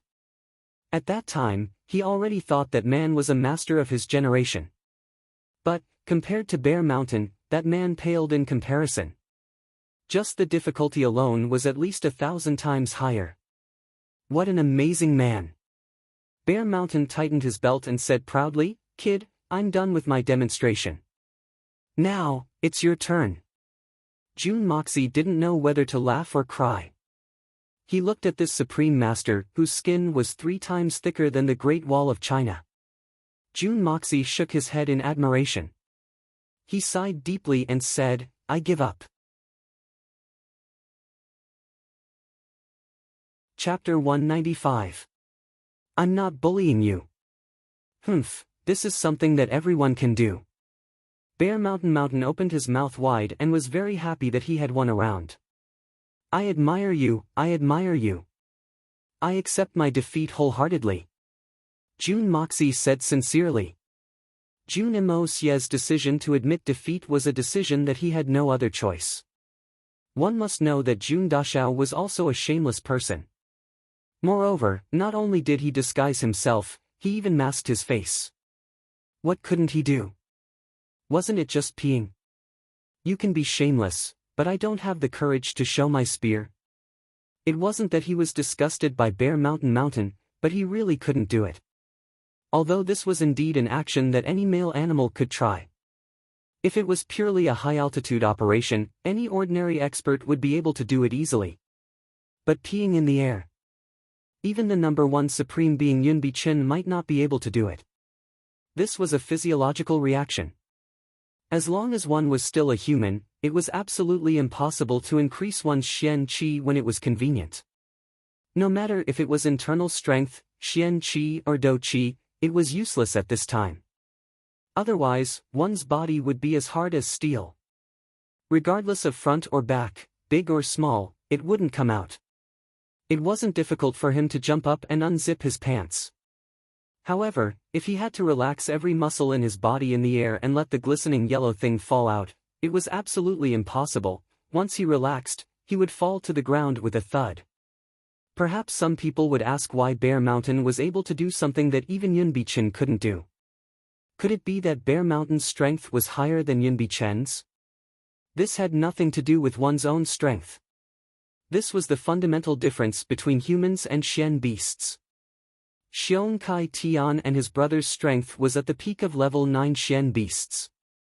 All of them had a special skill, or innate skill, which was levitation. Xian beasts could completely rely on their senses to stay in the air. On the other hand, humans had to use their qi to do so. Therefore, in this aspect, Xian beasts were undoubtedly much stronger. Moreover, Lao Xiong was the king of Xian beasts. In fact, Bear Mountain's ability to stay in the air was the weakest amongst his brothers due to his weight. But, he was still capable of doing such a thing. Moreover, he knew that Long Crane would rather lose than do such a thing. Therefore, Bear Mountain had generously volunteered for this task. Of course, there was another important point in sending Lao Xiong out.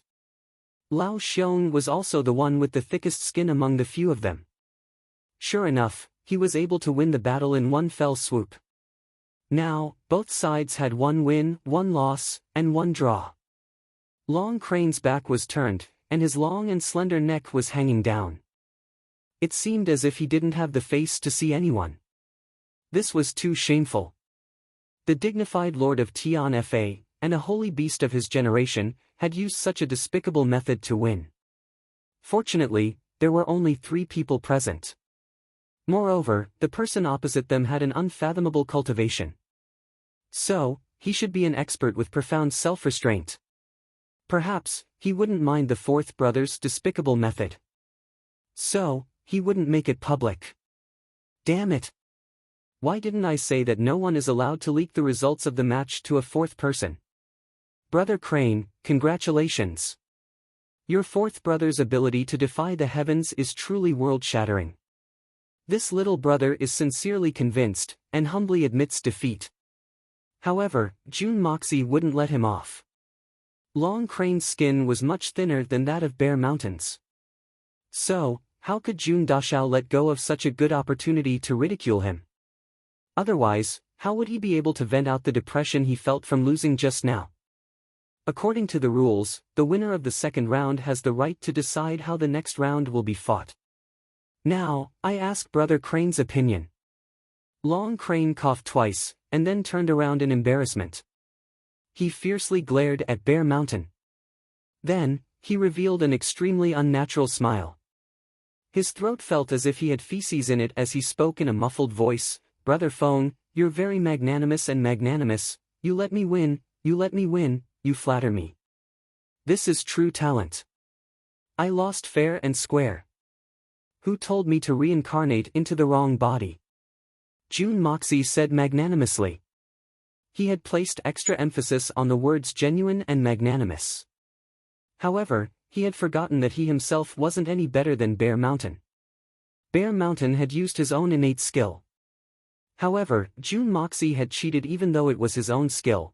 It's about the same weight as 8 tails. He didn't know how Long Crane could see that Jun Dashao was magnanimous and magnanimous. But, that look in his eyes was very strange. It could be said that Long Crane was a Xian crane in human form. So, he had always been noble and proud.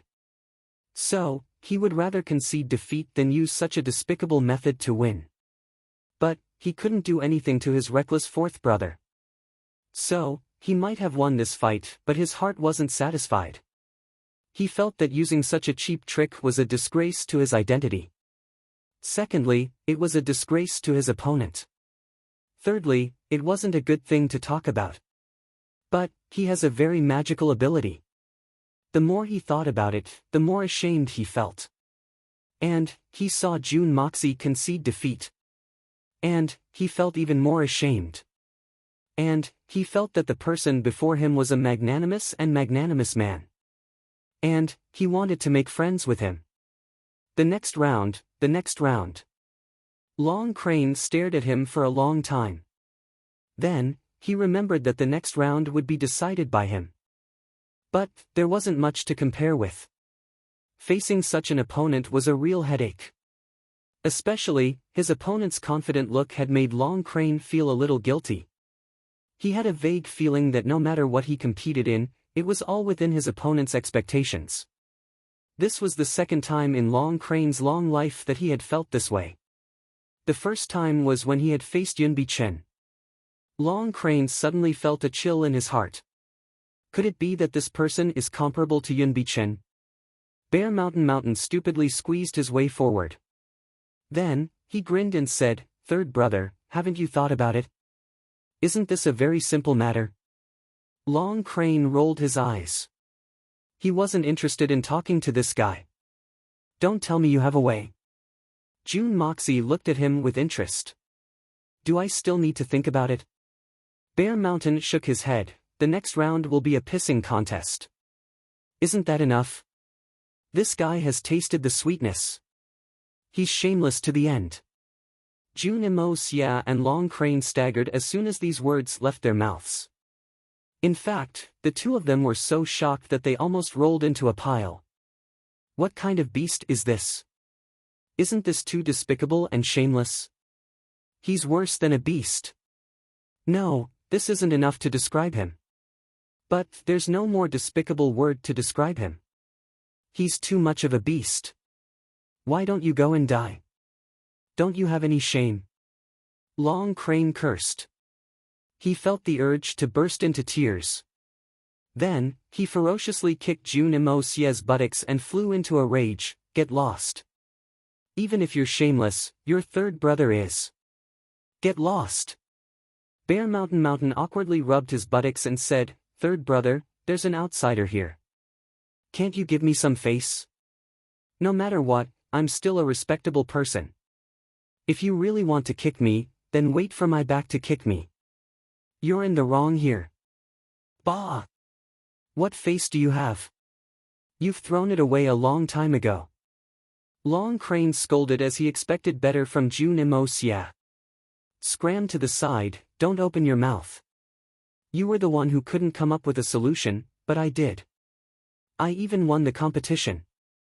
You don't want to say anything, but you don't want me to say anything. Bear Mountain grumbled and walked away. Actually, I don't think there's anything wrong with what your fourth brother just said. It's completely in line with the previous agreement. Let's compete again. June Moxie suddenly rolled his eyes and said with a strange smile. Ah! Long Crane couldn't help but cry out in alarm. Then, won't you lose without a doubt? Bear Mountain also spoke up. Brat, don't think that old Bear's stomach is empty just because he's done it. Our reserves are huge. So, it wouldn't be a problem to do it 2 more times. Old Bear seemed to want to continue speaking. But, Long Crane glared at him, and he immediately became listless. Then, he muttered, I'm doing this for his own good. That's why I'm reminding him. I'm an expert, and I have to be honest. I naturally won't doubt fourth brother's words. But, it's not necessarily boring to repeat the same procedure. So, how about we change the medicine and not the soup? Long Crane snorted and said, I'd like to hear the details. June Moxie snorted and smiled, it's very simple. Fourth brother demonstrated how to pee in the sky. This time, we'll do it underground. What do you think? Pee underground? Bear Mountain suddenly turned around. Both of them opened their eyes wide at the same time. How is that possible? Once a person goes underground, it's already a miracle that they don't suffocate to death. There's mud and stones all around them. How can they release it?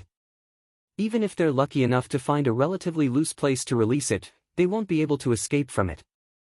So, you're saying, you can't do it? June Moxie smiled faintly. It's simply impossible. Both of them shook their heads at the same time. It wouldn't be a problem if it was in the sky. But, it's impossible if it's underground. Do you think you can do it? What would you say if I really did it? June Moxie snorted and said in a provocative manner. Motherfucker, who asked you to act shamelessly? This time, I will give you a taste of your own medicine. Then, we'll consider it our loss. The two of them looked at each other and smiled. This kind of thing, humph humph humph, it seems that this guy lost in the sky, and wants to win it back underground. But, this kind of thing is impossible even if the two of us work together. This guy may have shown that he can drill into the ground, but it's completely different from peeing in the soil. Even if he's in the soil, his whole body needs to relax. Let's see how he does it. In any case, we can't think of a better way to compete. So, we'll just watch him make a fool of himself. It seems that we're going to have a draw in this competition. The two of them felt a little disappointed as they thought about this. We've already discussed the conditions before. But, we haven't made this clear yet. We can't snatch it by force. So, why don't we discuss it with him? As long as it's not too difficult, we'll agree to it. Watch carefully. Young Master June snorted coldly and raised both of his hands. Instantly, the two of them felt the aura that they had been yearning for so much thickening. They couldn't help but greedily sniff and lick their lips. Their hearts were itching to the point that they could die from it. Chapter 196. Today's third update has arrived. Monthly votes. Smash it. They looked at June Moxie again, and found that his feet had already sunk into the soil. But, there was a relaxed smile in his eyes. June Moxie's body had already sunk into the soil, and only his chest was exposed. The soil around him had become soft after the rain, and hadn't spilled out a single bit. Everything had happened so naturally and silently. June Moxie snorted, and suddenly, a sparkling arrow of water sprayed out from the ground 3 feet in front of him. It splashed out with a high-spirited momentum, and carried a unique masculine smell as it splashed onto the two men's bodies. The two men's complexions changed, and they hastily covered their noses with their hands. Their eyes were full of disbelief. He really did it. That water arrow was obviously created by the torrent of water, and it didn't seem like he was cheating. Jun Moxie pulled himself out and asked, "How was it?" The two men looked at each other, and then hung their heads dejectedly. "You're good, we admit defeat." Jun Moxie breathed a big sigh of relief. It's finally done. But he didn't know that the two men on the opposite side were also very relieved. "We've finally lost." It was admittedly difficult to win, but the losers were also very eager to lose. This kind of bet was really rare. "What do you want us to do?" Long Crane frowned and said, "We're willing to accept defeat, but I want to remind you that we can only do one thing for you. And it's only one thing. Moreover, you can't default on what you've promised us. You can't default on any reason. That's natural. As long as you accomplish my task, I'll naturally give you the reward you deserve." Jun Moxie extended his hand towards Long Crane, and smiled as a greeting. Long Crane looked at him with a puzzled expression, and slowly extended his hand to shake. Long Crane's body shook as the two hands came into contact with each other. Then, an indescribable look of pleasant surprise appeared on his face. Then, he closed his eyes with a look of enjoyment on his face. A stream of pure spiritual chi flowed into Long Crane's body from Jun Moxie's palm. Long Crane felt as if he was taking a stroll in the clouds. His entire body felt as if he was floating in the air. Every inch of his meridians, blood vessels, and every bone in his body seemed to be jumping with joy. His Xian Qi, which had been dormant for a long time, had unexpectedly become unprecedentedly active. Long Crane could feel that his Xian Qi would break through the bottleneck in one fell swoop as long as his Xian Qi remained active. The pleasure came in waves, and it was simply too intoxicating. God, what if I can't feel this kind of pleasure in the future? Why don't I discuss with him and help him do a few more things? Long Crane, who had always been calm and collected, trembled with excitement. How many years had it been since he had made any progress? Just thinking about it makes me cry tears of bitterness. I'll reach the peak of my strength in 30 years if I don't make a breakthrough. Then, I'll slowly slip away. It'll be too late even if I get the opportunity by that time. Bear Mountain was dumbfounded. What's wrong with third brother? Isn't it just a handshake? Why is he so intoxicated? Long Crane felt that his cultivation was gradually rising to the peak. But, he suddenly felt his hand go empty. His Xian Qi went from boiling to freezing point with a bang. It was so uncomfortable that he almost went crazy. Jun Moxie withdrew his hand, and looked at him with a smile. "How is it? Do you believe that I have the strength to help you now?" Long Crane had an impulse to hold Jun Dashao's hand at this moment. But, Third Crane was a Xian Beast King. He took a few deep breaths, closed his eyes, and looked up to the sky. He tried his best to calm his excitement, and said in a slightly trembling voice, "I believe you. I'm afraid that no Xian beast can resist your temptation. This is a fatal temptation for us." Jun Moxie saw that Bear Mountain was puzzled. So, he smiled, and extended his hand towards him. Then, he gave him a taste of that feeling. Bear Mountain's big eyes opened perfectly round. It seemed as if he had seen a living immortal. His thick bare paws tightly grasped Jun Moxie's hand, and wouldn't let go no matter what. Then, he begged, "Give me a little more, give me a little more, give me a little more, give me a little more, give me a little more, give me a little more, give me. I want it." A man with a messy beard was almost 3 times the size of his own body. He was holding his hand like a naughty child asking for candy. And, those ambiguous words, what kind of feeling was this? Jun Moxie felt a chill run down his spine. He pulled his hand back and shook it. He felt goosebumps all over his body. He was extremely regretful that he hadn't taken the initiative to grab that shameless troublemaker's hand. "Fourth brother." Long Crane scolded, "Look at you. You don't have the demeanor of an expert. Why are you in such a hurry? We haven't discussed the conditions yet." How can I not be in a hurry?" Bear Mountain glared at him. The blue veins on his forehead were bulging. I've been stuck at the peak of the primary level for 20 years now. Every day feels like a year. I don't have any conditions. You shut up. May I ask what you want us to do for you? With your magical powers, what can't you do yourself? Long Crane stopped Bear Mountain and pushed him to the side. Then, he asked in a rather urgent voice. There's nothing particularly difficult to do. Especially for you, it's a piece of cake. I have a reason why I can't act. Otherwise, I wouldn't have let you off so easily. June Moxie played it down, and continued to act like a big hoodwinker. Oh! Tell me quickly. Is there anything in this world that we can't do? You dilly-dallying to keep me in suspense is making me very angry.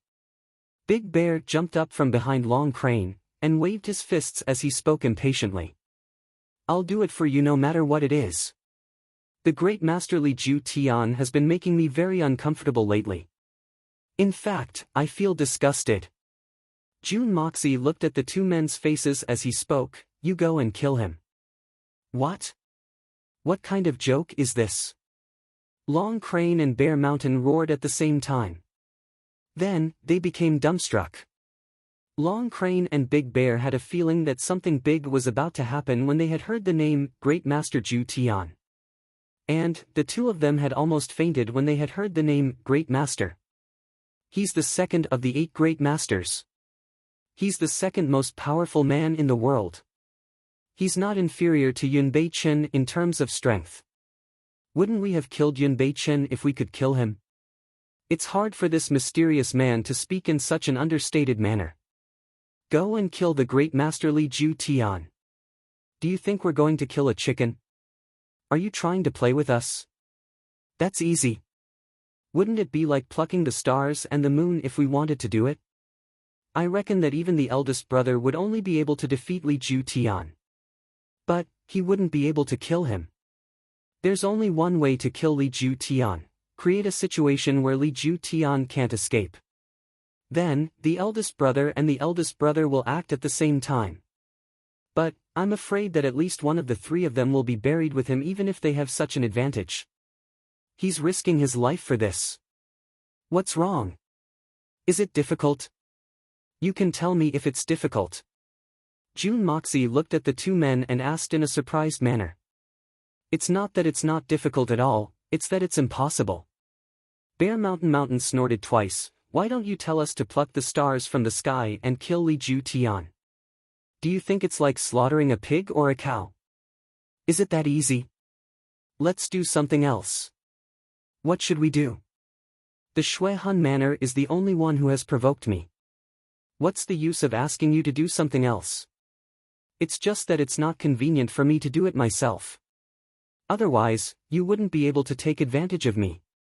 June Moxie spread out his hands with a helpless expression on his face. Since you can't do it, then forget it. This bet is invalid, and you don't need to listen to my instructions. I'll take care of Li Ju Tian myself. I'll just wait for a few days. What? Invalid? No, even if you want to invalidate it, we won't do it. If you didn't let us experience that kind of pleasure, then invalidate it. But now, we absolutely can't. If it weren't for the mysterious man's unfathomable strength, Big Bear would have already made his move. Wait. Long Crane waved his hand and said, You just said that the Shui Han Manor is the one who has provoked you, and not Li Ju Tian himself. Is that right? Long Crane had finally grasped the crux of the matter, and this had given him a sudden sense of excitement and hope. The heavens never bars one's way. The 2 Xian beasts thought in their hearts. It would be a great pity to lose such an opportunity. Fortunately, there's still a turning point. What do you mean? Isn't the Shui Han Manor the same as Li Ju Tian? What's the difference between the 2? June Moxie asked in a calm tone. It seemed as if he didn't care about this matter at all. That's a big difference. Bear Mountain suddenly became excited. Li Ju Tian travels the world all year round. He doesn't stay at the Shui Han Manor. In fact, he only returns once a year. So, how can the Shuehan Manor and Li Ju Tian be lumped together? So long as Li Ju Tian isn't involved in this matter, then the Shuehan Manor won't be a difficult matter. The famous Shuehan Manor isn't a difficult matter for my elder brother. It's better to have strength. Is that so? That's right. The Shuehan Manor belongs to Li Ju Tian. But, you don't need to deal with Li Ju Tian to deal with the Shuehan Manor. Jun Moxie asked doubtfully. Then, he patted his forehead. I almost killed the wrong person. The two Xian beasts rolled their eyes in disdain. What do you mean by almost killed the wrong person? Is Li Ju Tian a good person? You almost scared the two of us to death before. Chapter 197. Well, I'll take a step back, and change my target to the Shuehan Manor. However, compared to Li Ju Tian, the Shuehan Manor has clearly fallen to a lower level. It seems that I've suffered a big loss in this transaction. Can I? Jun Moxie frowned. It seemed as if he wanted to go back on his word. It seemed as if he wanted to haggle. Brother, you can't go back on your word. Ah. The Shuehan Manor is one of the two strongest forces in the continent. You can't be dissatisfied. Only us brothers have this kind of method. Anyone else would have screamed at the heavens. Bear Mountain hastily said, You think that the Shuehan Manor is easy? First, we can't destroy the Shuehan Manor, or else Li Ju Tian will go crazy. Second, we must fulfill your request, and make the Shuehan Manor suffer. How can this be an easy task? I don't know how many brothers will have to mobilize in order to accomplish this. Fourth brother is right. The reason why the Shuehan Manor is weaker than the Silver Blizzard City is because Li Ju Tian is always away, and Han Feng Shui never leaves the Silver Blizzard City. In fact, the Shuehan Manor and the Silver Blizzard City can keep pace with each other if the two great masters aren't taken into account, Long Crane said in a low voice. In that case, let's do it. Jun Moxie wrinkled his eyebrows. He was unwilling to give up. However, I've suffered a loss. So, I'll add one more request. You must fulfill this request, or else I'll forget about this transaction. Please say it. As long as we don't kill Li Ju Tian or destroy the Shuehan Manor, we can fulfill any other request. Bear Mountain saw that Jun Moxie's tone had softened, and hastily made a promise. I've heard that Li Ju Tian has a son named Li Tingyun. That kid is even more annoying than Li Ju Tian. This man must be taught a lesson, and if it's convenient, we might as well kill him. Jun Moxie smiled sinisterly. Of course, we can castrate him. That won't do. Fuck me. Both of them opened their mouths at the same time. This boy is Li Ju Tian's only child after he was over 80 years old. So, Li Ju Tian's bloodline will end if we kill him or castrate him. I'm afraid that Li Ju Tian and our Tian Fa forest will form a blood feud that will last for generations. And, we can't bear the consequences of that. If this doesn't work and that doesn't work, then what are we talking about? Jun Moxie seemed to be a little angry. Besides, Li Ju Tian was able to conceive at the age of 80. He's only 100 years old now. So, he can certainly conceive at the same time. So, why are you so anxious? He's already the laughing stock of the world for having a child at the age of 80. If he had another child at the age of 100, old Li would probably be drowned in saliva. Xiong Kaitian shook his head, his eyes filled with longing. However, Long Crane replied in a serious manner, Your request is too excessive. In fact, it's no different from destroying the Shuehan Manor. So, we can't agree to it. How about this? Your purpose is to teach the Shuehan Manor a lesson. So, I can beat Li Tingyun on your behalf. In fact, I can make him bedridden for a year and a half. What do you say? Long Crane pondered for a moment. Then, he proposed a compromise. We'd rather give up on this deal if you insist on killing Li Tingyun. The 8 great masters may have some personal grudges against each other. But, they'll always work together as long as we're involved. Yun Bei Chen is the only exception. But the rest of the 7 great masters will cooperate with each other for the time being, even if they have a huge grudge against each other. Therefore, we'll agree to teach the Shui Han Manor a lesson. But that's the limit. Your Excellency is magnanimous and magnanimous, so you should be able to understand our difficulties. Good. I'll take a step back. If you can guarantee that the Shui Han Manor will fall into chaos, and if you can break Li Tingyun's legs so that he won't be able to crawl for a year, then we'll agree to this deal. Jun Moxie took advantage of the situation, and went one step further. Long Crane and Bear Mountain Man discussed this for a while. Then, they finally said, "Good. That's it, it's a deal. It's a deal." Jun Moxie smiled, and extended his hand. "We'll clap hands to make an oath. You can't go back on your word. Clap." The 2 men clapped their palms together, and revealed a smile of satisfaction. Long Crane and Bear Mountain Man were very excited. After all, it would be very worthwhile if they could exchange this matter for an opportunity to advance. Wasn't it just the Shui Han Manor? Moreover, they wouldn't need to face Li Ju Tian. In fact, they would only need to spend a little effort. In fact, this was a huge advantage compared to the benefits that they were about to receive. The 2 men thought about the glory of advancing to the next level, and the leisurely and carefree life they would have after that. So, why would they need to fear the 8 great masters if they could advance to the next level? What a joke! Jun Moxie was even more excited. He had only used a small portion of the Hongjun Pagoda's enormous aura, and had been able to obtain such an unexpected result. In fact, he had almost solved all of Guanqing Han's problems. Moreover, he had also gained at least a year's worth of time. In fact, this was a huge advantage for them. This matter will be completed within a month from today. How about it? Jun Moxie asked in a somewhat hasty manner. He couldn't use his spirit sense to its limit, and was on the verge of being exposed. No problem at all. Long Crane and Big Bear hurriedly agreed. Then, they looked at each other and smiled in a very refreshing manner. 1 month is too easy for us to accomplish this task. This is tantamount to 2 great masters joining hands to deal with the Shui Han Manor. How could it take a month? They're looking down on us. Brother Feng, how will we find you after we're done? Long Crane finally asked this question. It could be said that he was quite calm. You can go to the Jun family's residence in the Tianxiang city, and tell Jun Wui that the Shui Han Manor has cancelled their plans to go north.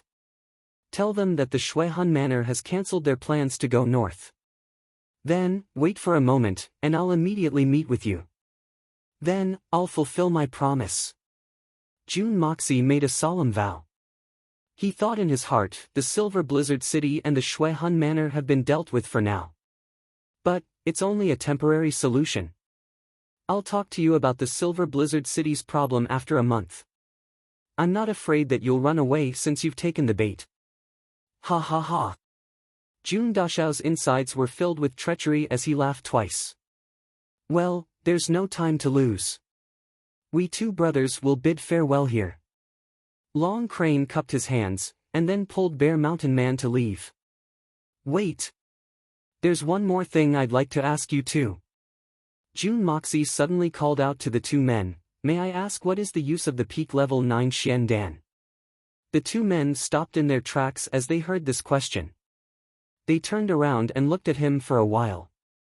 Then, Bear Mountain Man asked, why are you asking this? Don't tell me, you really have a peak level 9 Xian Dan?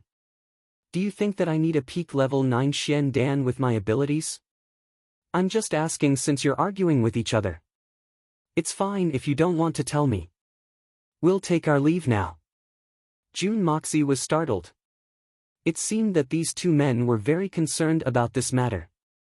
He couldn't help but feel a little regretful. You're right. You have such a pure mysterious heavenly qi in your body. So, the Xian Dan is useless to you.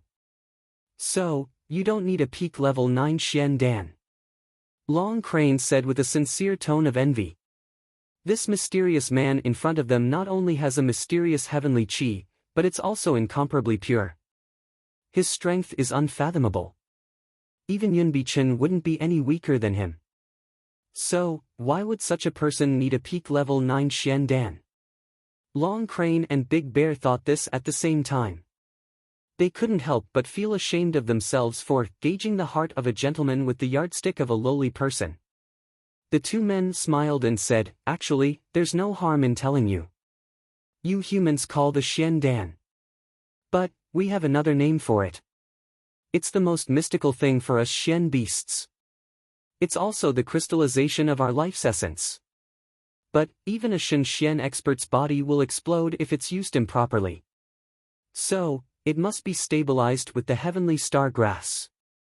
Then, it must be refined with the tricolored mushroom. Then, it must be supplemented with the 9 Xian root. Then, a Shen Xian expert can guide the Xian Qi inside the Xian Dan. Then, a person's cultivation will soar by leaps and bounds overnight. But, these three medicines are legendary. Moreover, even a Shen Xian expert is hard to find." Long Crane sneered, "Who doesn't have selfish motives?" "That's right. Haha, it's strange that someone would fight to the death for such a troublesome matter. But, it's very strange. Why bother?" June Moxie said in disappointment, "The greed of human nature is the most terrible thing in this world." The two men nodded in agreement. They felt that June Moxie's words had touched their hearts. Then, they sighed at the same time. The three men cupped their fists and saluted. Then, the two silhouettes disappeared in front of June Moxie's eyes like two wisps of smoke. The two Tian Fa kings couldn't wait to carry out their task. The rainstorm had already stopped, and dawn was approaching. June Moxie heaved a long sigh of relief. His mind relaxed, and he fell down on the muddy ground. He felt as if his head was being pricked by needles. June Moxie's spiritual power had almost been consumed in one night. In fact, he was barely able to support himself. He was afraid that Long Crane would discover his true strength if he were to disconnect from the Hongjun Pagoda. However, the rewards of this night's hard work were beyond his imagination. It hadn't gone as smoothly as he had expected. But, he had solved the problem of the peak level 9 Xian Dan and the Shui Han Manor in one fell swoop. And, this was considered a great harvest for June Moxie. Long Crane and Bear Mountain had caused a ruckus, and Li Tingyun had sustained serious injuries. So, it was estimated that he would be able to drag this out for at least half a year. But, June Moxie was confident that the June family's overall strength would increase after that. And, even if the Shui Han Manor were to launch a large-scale attack at that time, they wouldn't be as helpless as they were now. In fact, June Moxie was very much looking forward to it. How will I sharpen myself if I don't have an opponent? There will only be progress when there's pressure. June Moxie will come knocking on their door even if the Shui Han Manor doesn't come after him once he feels that his wings are fully fledged. You dare to have designs on my June family's women? You must have eaten a leopard's gall. I won't be able to vent my anger if I don't kick Li Tingyun in this life. Shui Han Manor. Silver Blizzard City. You've been arrogant for too long, haven't you? Talented people will emerge in every generation. And, they'll lead the way for hundreds of years. Young Master June gritted his teeth and sat up from the ground. Then, he dragged his exhausted body and walked back home in a joyful and painful manner. I'm going to be busy for the entire day. I've been writing since last night for fear that I'll stop updating. I was worried that I wouldn't be able to keep up with the updates. So, I've been writing since last night. That would have been great. I'm regretting it. I'll hit the wall. I'm not saying that I'm having a hard time. I didn't say that I was having a hard time, right? It's just that my fingers are cramping. But, I'll do what I've said. A man is a big tofu. Every mouthful of saliva will create a hole. Even if I can't create a hole, I'll still disgust people. Everyone says so, he. Let's not talk too much. Let's get back to business. Today's moving can be considered as a joyous occasion. I'll extend my weathered, tender, and white hands to everyone. I'll ask for a few or dozens or hundreds of monthly tickets as a gift.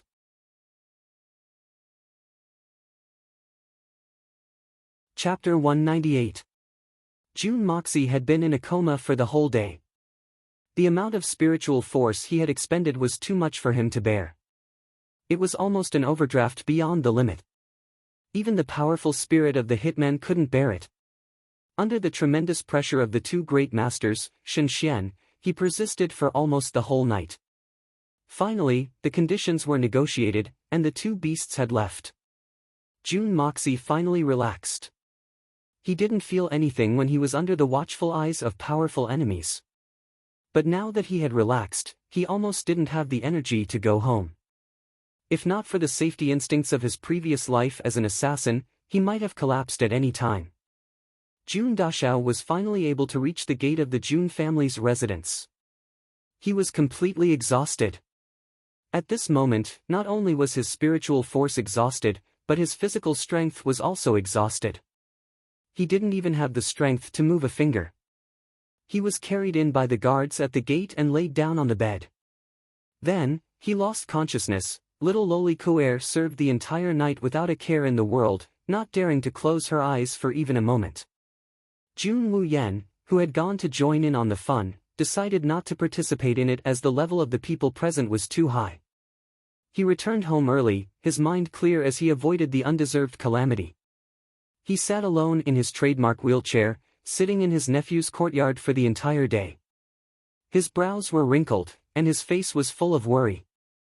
What did Jun Moxie mean when he said those words before he fainted? The Shuihun Manor should be fine for the time being. What did he mean by the Shuihun Manor should be fine for the time being? Why should it be fine for the time being? Since the Shuihun Manor had released this rumor, how could they not carry it out in one go? If there was no more news, wouldn't the reputation of the Shuihun Manor become a big joke? How could such a strong start and weak finish be the overbearing style of the Shuihun Manor? The third Master Jun had spoken in a heroic manner that day. He had said that he wouldn't fear any hardships or obstacles in order to protect his nephew's widow. But the third Master Jun was actually quite frightened in his heart. After all, the enemy was the famous Shuihun Manor. Moreover, they had the backing of one of the 8 great masters, Li Ju Tian. This strength wasn't something that the Jun family could contend against. He had provoked the Silver Blizzard City in the past. The Lord of the Silver Blizzard City, Han Fei Shui, hadn't even been involved. But the Jun family was already on the verge of extinction. Now, he had provoked an existence that might be even more terrifying than the Silver Blizzard City. Jun Wu Yi had concealed his face when he had discovered the appearance of the level 9 Xian Dan. If he had been lucky enough to obtain it, then perhaps he would have been able to advance further. If he had been able to enter Shen Xian's realm, then perhaps he would still be no match for Li Ju Tian. But, he would still have been able to fight for a chance of survival for the Jun family. As for why he had returned early, it was because the third master had clearly determined that he couldn't do anything about it. There were many experts present, and their strength was terrifying. In fact, they had far exceeded the scope of his own abilities. If he were to force his way through, then he would only be courting his own destruction. And at this moment, his precious nephew suddenly told him, the Shuihun Manor should be fine for the time being. Jun Wu Yi was both happy and surprised by this news. He didn't doubt the veracity of this information. After all, his nephew was very resourceful. In fact, he had brought him many surprises. However, he was also very surprised. He didn't doubt it, but that didn't mean that he wasn't surprised. How did my nephew do it?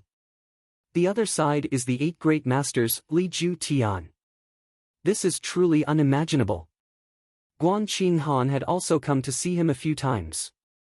She had heard Jun Wuyi's report of Jun Moxie's words. Then, she saw that he was exhausted to such an extent that her eyes couldn't help but moisten. It could be seen that Jun Imo Xia was putting his life on the line for this matter. She didn't know why he had said those words with such confidence. But, Guan Qinghan had chosen to believe him for no reason at all. Jun Moxie's sneer had appeared in her mind that day.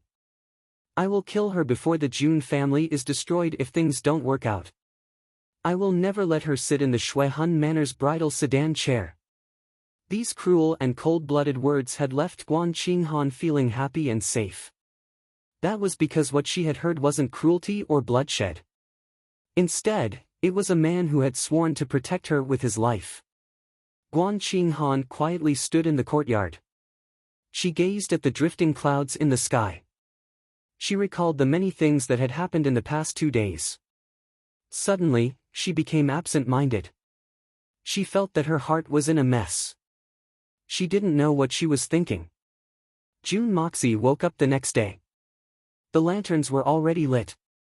"You're awake." Jun Wui didn't turn his head. He heard some movement on the bed. So, he quietly opened his mouth. "Third uncle, why are you here? How long have I been asleep?" Jun Moxie closed his eyes for a while. Then, he opened them and sat up. Shaking his head, he felt that the bone-piercing pain before he fainted had already disappeared. Replacing it was a warm and comfortable feeling. His entire body felt as if he was soaking in warm water, incomparably comfortable. The flow of qi in his meridians had also become much thicker and calmer. This was different from his previous life. In his previous life, there were many situations where he had overdrawn his physical and mental strength. Regardless of whether he was able to complete the mission or not, he would have a headache for a few days. His body would also need to recuperate for a few days. But this time, the result was completely different. This time, he had overdrawn his mental strength. Although the process was quite dangerous and his body was extremely tired, the connection between his body and the Hongjun Pagoda had become closer. Moreover, he didn't know if it was because of extreme misfortune, but his cultivation of the art of unlocking heaven's fortune had taken a big step forward. He could faintly feel that he was about to touch the threshold of the second layer. Jun Moxie suddenly had a very real feeling in his heart. He believed that within the next 2 or 3 days, he would be able to enter the second layer of the art of unlocking heaven's fortune. This also meant that he would be able to enter the second layer of the exquisite Hongjun Pagoda. This feeling was undoubtedly very mysterious. Jun Dashao didn't know why he had such a feeling, but it was real. There was no reason for it. "You went out once. Why did you come back half dead? How can I not be worried?" Jun Wui snorted. "In the last month, you have only gone out 6 times. But these 6 times, the first time was when the princess tried to assassinate you. You were seriously injured and almost lost your life. The second time, you actually played around with the magnificent jewel hall. Is that place a place you can casually play around with? The third time was when you accompanied me out. But you didn't stop there. You massacred the Huanghua Hall. The fourth time was when you went out to curse the second prince and caused havoc in the Ni Chang Pavilion. The fifth time was when you were assassinated. Now, this is the 6th time, and you are still half dead. I heard from the guards that you almost died at that time." Jun Wui counted on his fingers. His face was somewhat helpless. "Jun Moxie, Jun Sunshao, I say, can you change your bad habit of getting rid of your guards when you go out? If you can get rid of the guards, that naturally means that you have the ability. But do you really have to be annoyed to have one of your own people following you? Even if you, Grandpa Dashao, are kind, don't let the people who care about you worry about you. How can you not let people worry?" Jun Wui snarled. "You should at least let me know what you were doing out there. Last night, there was a heavy rain and you disappeared. This morning, if the guards hadn't opened the door early, you little bastard would have been washed away by the flood." Jun Moxie touched his nose and smiled awkwardly. He lowered his eyebrows and respectfully listened to the scolding. To be able to make the usually calm third uncle so angry and call himself Grandpa, it was clear that the third uncle was really angry this time. Therefore, Jun Dashao didn't dare to refute and acted like an obedient child. "Let's talk about today's matter. What I did today was a shady business. How can I let others follow me?" Third Uncle Jun reprimanded in one breath. Even though Tian Xian was an expert, he couldn't help but gasp a few times. Looking at his nephew's overly honest appearance, Junwei also felt that he had done something unnecessary. This kind of reprimand was equivalent to not saying anything to his nephew in front of him. Since young, he had been reprimanded more seriously and harshly than this many times. Even punches and sticks were thrown at him. But this guy didn't change a bit. Besides, with the means that Grandpa Dashao had, it would be strange if he could listen to it. I'm too lazy to be angry with you. That's a waste of energy. Junwei waved his hand.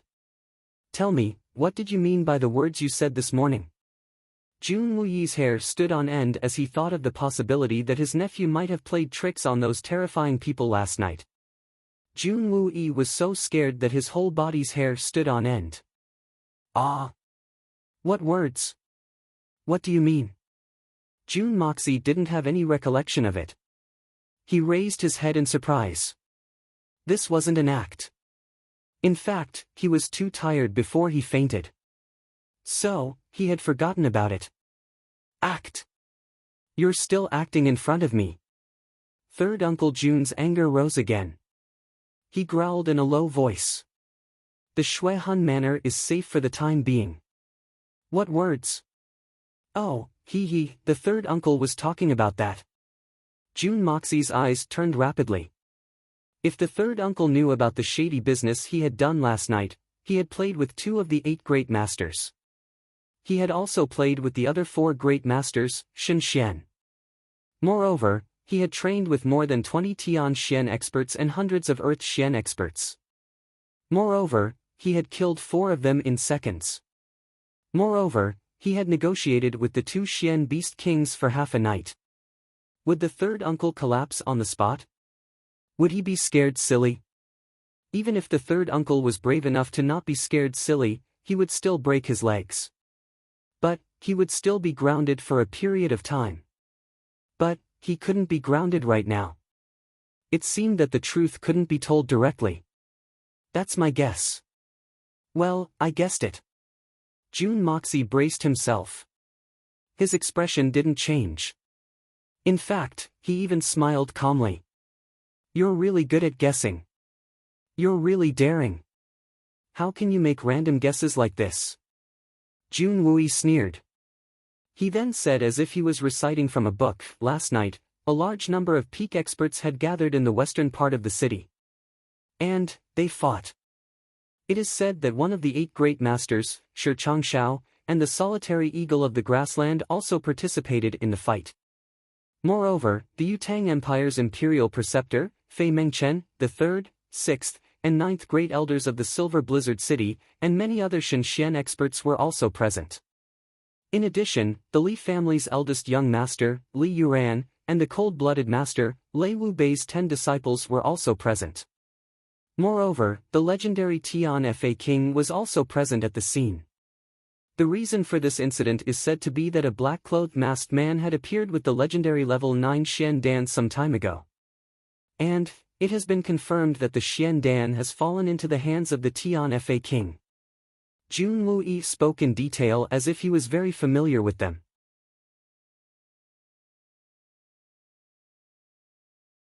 Chapter 199. Cold sweat dripped down from Jun Moxie's forehead as he forced a smile. Third uncle, your intelligence network is very strong. You weren't there at that time, were you? There were so many peak experts in the Tian Xiang kingdom. Why would I go there? Junwei scolded in a bad mood. This matter happened in my Tian Xiang kingdom after all. His Majesty has already been alerted, and he has ordered a thorough investigation into this matter. Our Jun family would be too ignorant and ill-informed if I didn't know about it. He looked at Jun Moxie with a burning gaze. That's not important. What's really important, and the only thing I want to know, is the person who appeared with the Xian Dan last night. He doesn't know the immensity of heaven and earth. He's a shameless bastard. Who is he? Ugh. It should be a legendary senior expert. How can I guess at such an expert? Perhaps he's the #1 expert in the world, Yunbi Chen, Shen Xian. No one else has such an extraordinary bearing. Jun Moxie said solemnly. Is it very worldly?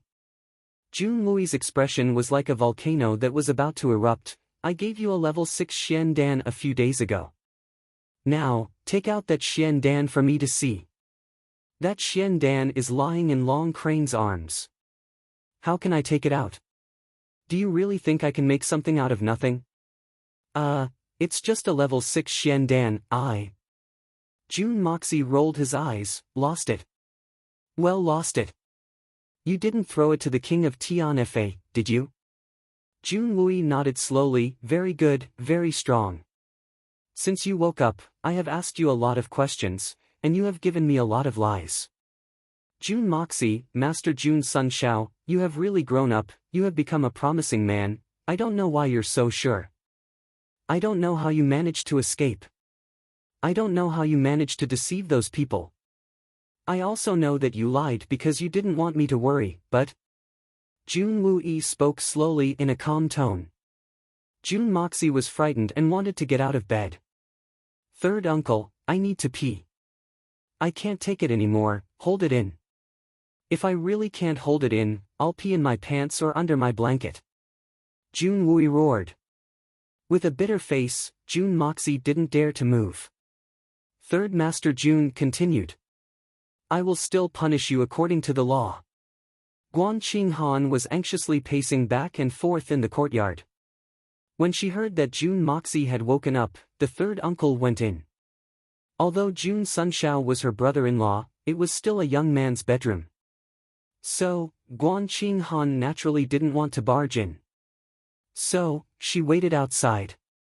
Suddenly, she heard a roar coming from the room. She couldn't help but feel nervous. Third uncle is furious. Did this guy do something stupid again? Why is he so angry? While she was worrying, bang! A white shadow flew out of the room. Guan Qinghan almost subconsciously went to catch it. But, she staggered because of the violent impact. She almost fell down. At the same time, the thing in her arms screamed, Third uncle, be gentle. It was Jun Dashao. Ah! Guan Qinghan exclaimed and threw him to the ground with a loud bang. Her face was red. Jun Xie had been kicked out by Third Master Jun.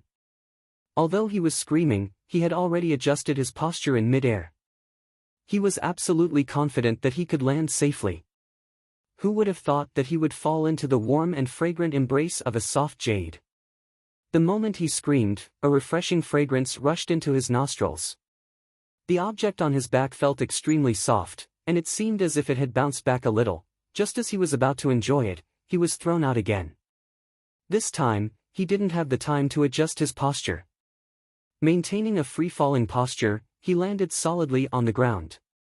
He immediately felt dizzy, and his butt almost broke into 8 pieces. Then, Jun Wui leapt forward, and started to beat her up. His punches and kicks were like raindrops. Guan Qinghan, who was watching from the side, had a red face. She was scared out of her wits. Guan Qinghan knew about Third Master Jun's recovery. So, Jun Wui didn't have any misgivings, and started to beat them up. Jun Moxie held his head with one hand, and covered his crotch with the other. His whole body curled up into a very round sandbag. I've accepted my fate, and I'll beat him up. Do whatever you want to vent your anger. I'll leave this 110 kilograms to you, third uncle. Just keep him alive. Third uncle, you, don't hit him anymore, don't hit him anymore. Guan Qinghan anxiously went forward to mediate. As soon as these words came out, they could clearly hear the anxiety and heartache in her voice. Jun Wui was extremely surprised, and stopped.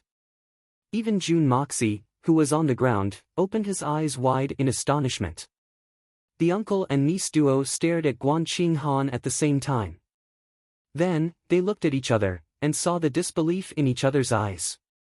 Since when did Guan Qinghan care about Jun Moxie's life and death? Did they see a ghost? Or was this niece's sister-in-law possessed? Guan Qinghan saw the two of them staring at her blankly. She thought for a while and understood what was going on. She didn't like this brother-in-law very much before, and now she suddenly pleaded for him. It was inevitable that it would be strange.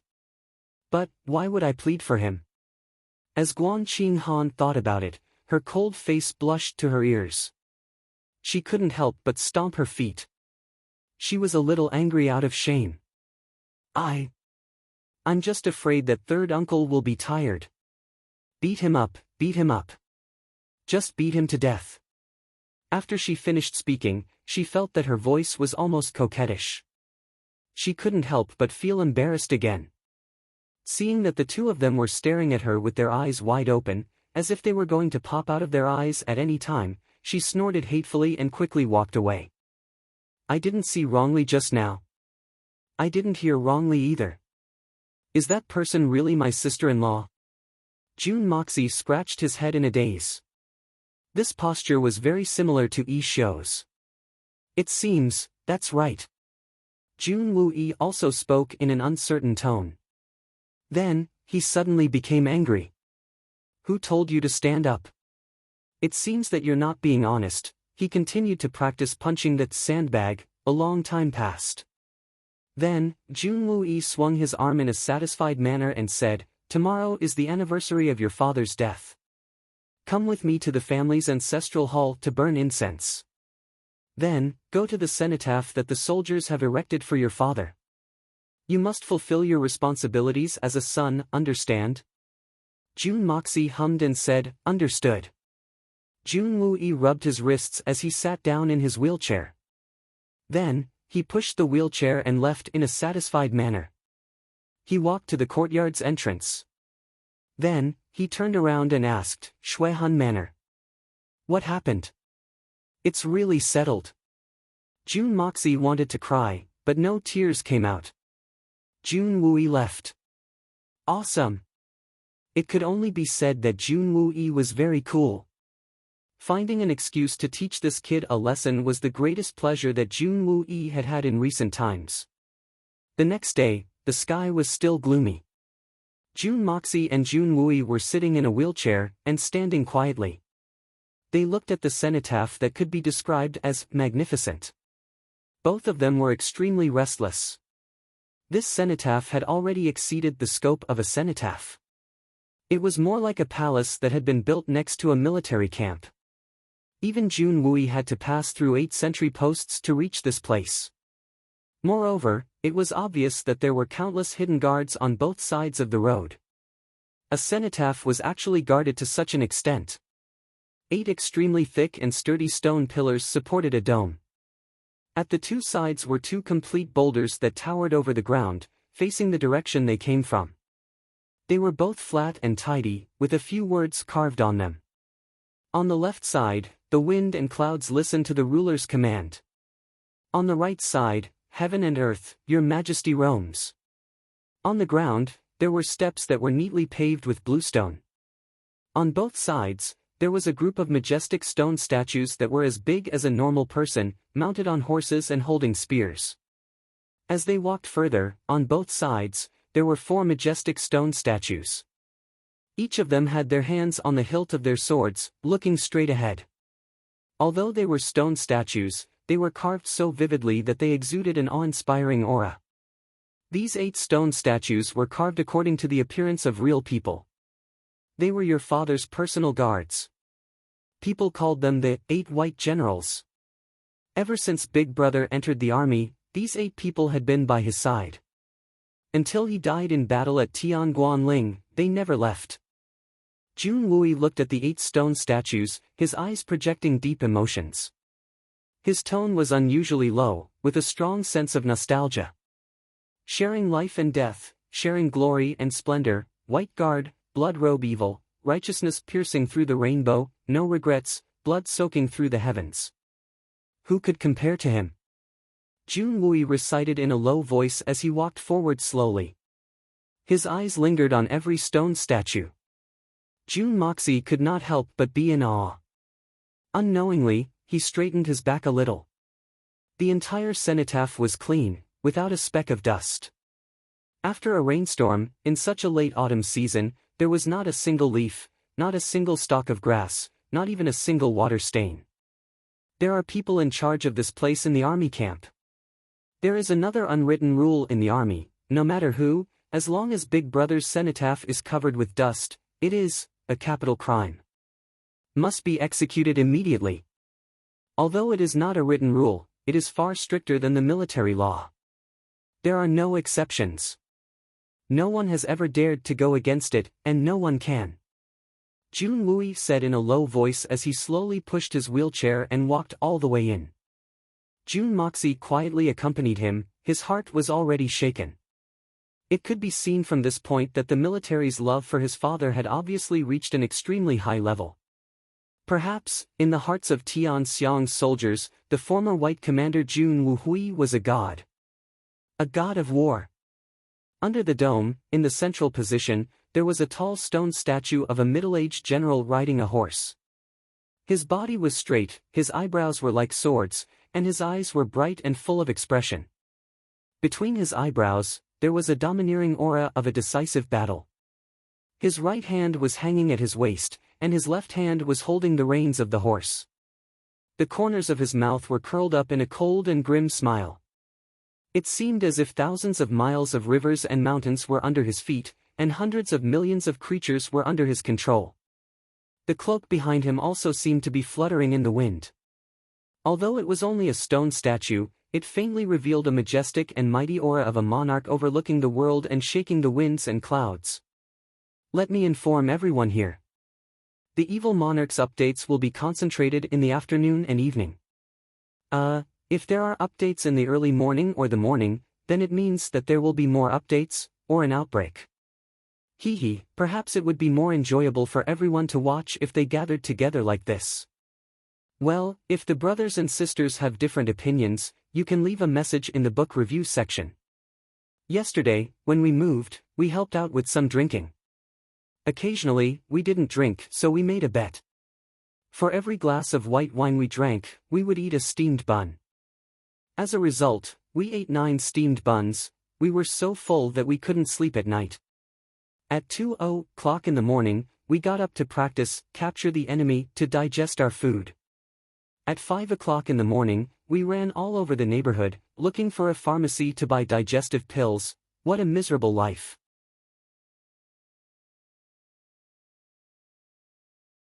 Chapter 200. Jun Wui's whole body froze ever since he came in and saw his eldest brother's stone statue. He stood motionless, as if he had turned into another stone statue. However, his eyes had changed as if the sea had turned into mulberry fields. Jun Wui stared at the stone statue in a trance, motionless. His tiger-like eyes slowly filled with tears, and they finally started to trickle down. His low voice was somewhat hoarse, and it carried a strong sense of pain. Eldest brother, today little San has brought Emo Xia to see you. Emo Xia has finally grown up, and is now qualified to come and pay his respects to you. Jun Wui silently and painfully closed his eyes, and the past events flashed before his eyes. They had grown up together, played together, and had endured countless pampering from his 2 older brothers since he was a child. He had received innumerable care and love from them. But in the end, his 2 older brothers had died young because of the endless calamity that he had provoked. Even his sister-in-law had been on the verge of death due to grief. She had been picked up by her maiden family, and then the tragic news of her death had arrived. After that, the 2 families no longer had any contact with each other. The Jun family had sent people to visit them countless times, but they had been directly kicked out. His 2 nephews had been young, but they had also suffered a calamity because of him. Who could have known that Jun Wui would rather die 100 times than let his 2 older brothers and nephews suffer such misfortune because of him? For the past 10 years, Jun Wui's heart had been filled with purgatory at all times. The pain of his soul had been piercing to the bone. Facing his eldest brother's lifelike stone statue, and the scenes of the past unfolding in front of him, Jun Wui's heart had also fallen into the abyss of pain at this moment. Boundless regret, boundless hatred. A man does not easily shed tears, but only when he is sad. Eldest brother. Jun Wui knelt on the ground with a thump. The blood general, who had always been unyielding, was trembling at this moment. His tiger-like eyes were filled with tears. Little San, I'm sorry. I'm sorry. I'm sorry second brother, I'm sorry father, and I'm even more sorry to the Jun family. As his eyes blurred with tears, Jun Wui seemed to see the face of his resolute and wise older brother in front of him, gently stroking his hair, with a pure smile on his face, looking at him, as if he was coaxing and lecturing at the same time. Third brother, a man should not suffer. Don't cry. At this moment, Jun Wui cried even louder. Now that his chronic illness was gone, he was standing in front of the grave of his closest big brother. All the feelings he had accumulated over the past 10 years poured out unreservedly. He was like a child who had suffered endless grievances and suddenly threw himself into the arms of a loved one. He still remembered the night before his big brother left for the war. He had once held his hand and said, "Wui, I still feel that the Silver Blizzard City's matter is not over. I'm afraid that the Silver Blizzard City still has some tricks up their sleeves. Your second brother and I are not at home, so you must be careful. Don't act rashly. I'm afraid you can't rush your marriage with Miss Han. Lovers will eventually find a home. Wait for your second brother and I to come back. We'll work hard together. Your second brother, father, and the entire Jun family will support you." Jun Wui clearly remembered that when his big brother had said these words, his second brother had also been looking at him with concern and worry in his eyes. Now that he recalled the affectionate look in his two brothers' eyes, Jun Wui felt as if a knife was being twisted in his heart. At that time, his two brothers were still worried about his marriage and his troubles. They were still worried about whether their little brother would get hurt, whether he would be able to hold on, and whether he would be willful and impulsive. But they never thought about whether the enemy would deal with them. With their intelligence, how could they not have thought about it? But they didn't say it out loud. Because the big brother didn't want his little brother to worry. The majestic sound of the bugle sounded in his ears again. In a trance, the flag fluttered in the wind, and the majestic drum beat seemed to make the world tremble. Jun Wui stood under the flag in his military uniform. He turned over and got on his horse. As he passed by, he said in a low voice, "Third brother, your second brother and I are leaving. The Jun family will depend on you in the future. I'm counting on you. Big brother. Big brother, why did you say those words? Little brother is so stupid. Only now do I remember what you said at that time. How wrong it was. They were simply your last words. Big brother, did you already know something at that time? What did you know? Perhaps you felt something. Why didn't you say it? Why didn't you say it? Do you know that I, your little brother, would rather die than watch my own brother walk down a path of no return? If time could go back 10 years, before I met her again, would I choose again? I would. I would. Third uncle, Jun Moxie took a step forward. The dead are gone, my condolences. Take care of yourself, that's the right way. My condolences. Take care of yourself, my condolences. Take care of yourself, my condolences. Jun Wui slowly raised his head and looked at Jun Moxie. Suddenly, he smiled sorrowfully and said, "Xia, your father once said, my condolences, take care of yourself." Do you know what he said? What did my father say? At that time, the three of us went to war together. After that battle, countless of our brothers were lying on the ground, never to get up again. Your father was very sad at that time. The people beside him comforted him, "General, my condolences. Take care of yourself, my condolences." Jun Wui's eyes blurred as he recalled. He said slowly, "Big brother said, my condolences. Why should I condolences? Why should I condolences? My brothers are dead, killed by the enemy. Why should I condolences? Take care of yourself, my condolences." Jun Wui's voice became louder, as if he was imitating his big brother. "That's right, we must preserve our condolences. Men don't condolences. If you want to cry, cry to your heart's content. If you want to kill, kill to your heart's content. Men don't condolences. Because we want to change. Use our remaining condolences to wipe out all the enemies, so that our brothers will never have the chance to condolences. Men don't condolences. Men don't condolences. Jun Moxie silently repeated these two sentences. Suddenly, he felt as if an electric current had passed through his body. The heroic spirit and murderous aura revealed in these words had aroused a resonance in his soul. Let our brothers never have the chance to condolences. Just this sentence alone made Jun Moxie feel a sense of heartfelt admiration for his father, whom he had never met before. Iron-blooded men laugh when they should, cry when they should, never act pretentiously. What does it have to do with me if the world looks down on me? What a good men don't condolences. Men don't condolences. Deep in my heart. Jun Moxie suddenly felt that even in his previous life, if he had such a heroic father, he would still be able to accept it. He is the birth father of the previous Emos, yeah, and also my father in this life. Having a father like this is great. The uncle and nephew pair, one standing and one sitting, were quiet for a long time without speaking. Suddenly, there was a rush of footsteps outside. The footsteps stopped at the door. A voice said, "Third General, Yutang Empire's General Zhao Jianhun wishes to come and pay his respects to the marshal, please make a decision." Zhao Jianhun. Jun Wui's eyes were cold. This old enemy of his three brothers actually came here. Invite him in, I have wanted to see him for a long time. Meet this old friend. Yes. The officer at the door answered and quickly left. Not long after, a black figure slowly appeared in the distance.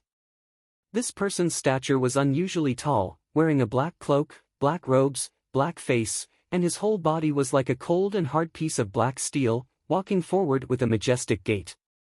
The Tianxiang soldiers on both sides were looking at him with hostility, but he did not seem to care at all. This man was thin but tall, with broad shoulders, long arms, a high nose, and sharp eyes. The lines on his face were sharp, as if they were carved by a knife. From head to toe, he exuded an awe-inspiring murderous aura, and did not look back at all along the way. He had actually come alone. He came to pay his respects to his dead enemy in the enemy's camp, and came alone. Zhao Jianhun. Good spirit. What a great general of the Yutang Empire. Zhao Jianhun came close, and suddenly stopped, and looked at Jun Wui with a pair of cold eyes. Jun Wui, after many years, we meet again. His voice was sonorous, and unexpectedly contained a faint murderous aura. Jun Wui stared into his eyes, and said in a low voice, "Zhao Jianhun, I have been wanting to see you for a long time." A long time indeed. These last 10 years, there was no Jun family member on the battlefield. Zhao Jianhun said sincerely. I was very lonely. If there were any Jun family members on the battlefield in these last 10 years, then I'm afraid you wouldn't have the opportunity to sigh in front of me right now.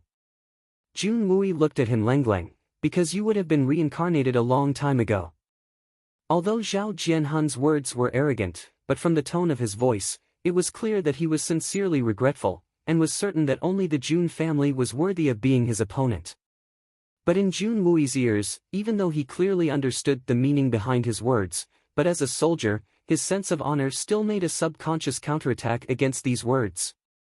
Yes, if there were any of you on the battlefield in these last 10 years, then perhaps I would have already been buried in the soil.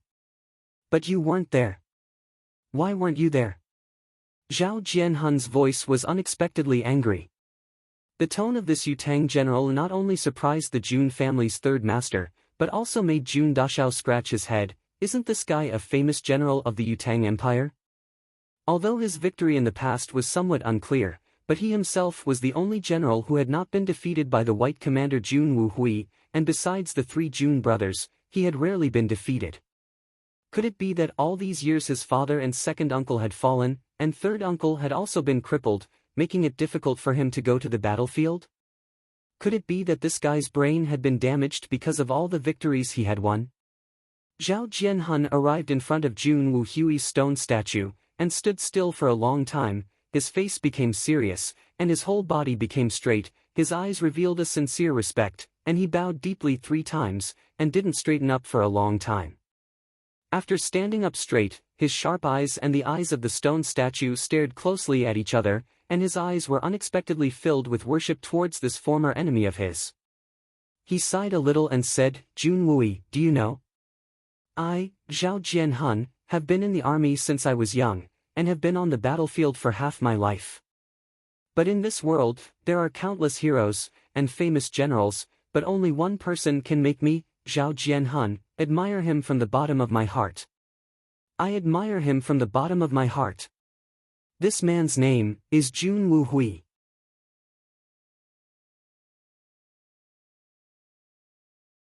Chapter 201.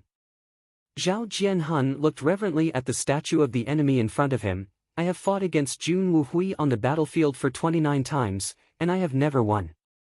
Whether it is a battle of wits or strength, I have always been a complete mess. No matter what I did in advance, no matter how I planned, no matter how I set up an ambush, I couldn't hide it from him. Jun Wu Hui, General in White, from ancient times to modern times. General in White, from ancient times to modern times.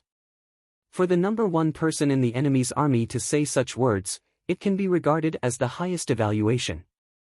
Jun Wui was silent and did not speak, but the memory of his elder brother had evoked a burst of heartfelt pride in his heart. But Jun Dashao was quietly contemplating. Yes, Zhao Jianhun had indeed suffered repeated defeats in the hands of Jun Wu Hui, but he was also the only general who had been defeated by Jun Wu Hui, and was never discouraged by his defeat, and became more and more courageous. No matter how miserably he had been defeated yesterday, he was still able to regroup today, and once again lead the army. Such a soldier who had been through hundreds of battles was really amazing. From this point of view, Zhao Jianhun was by no means a simple man.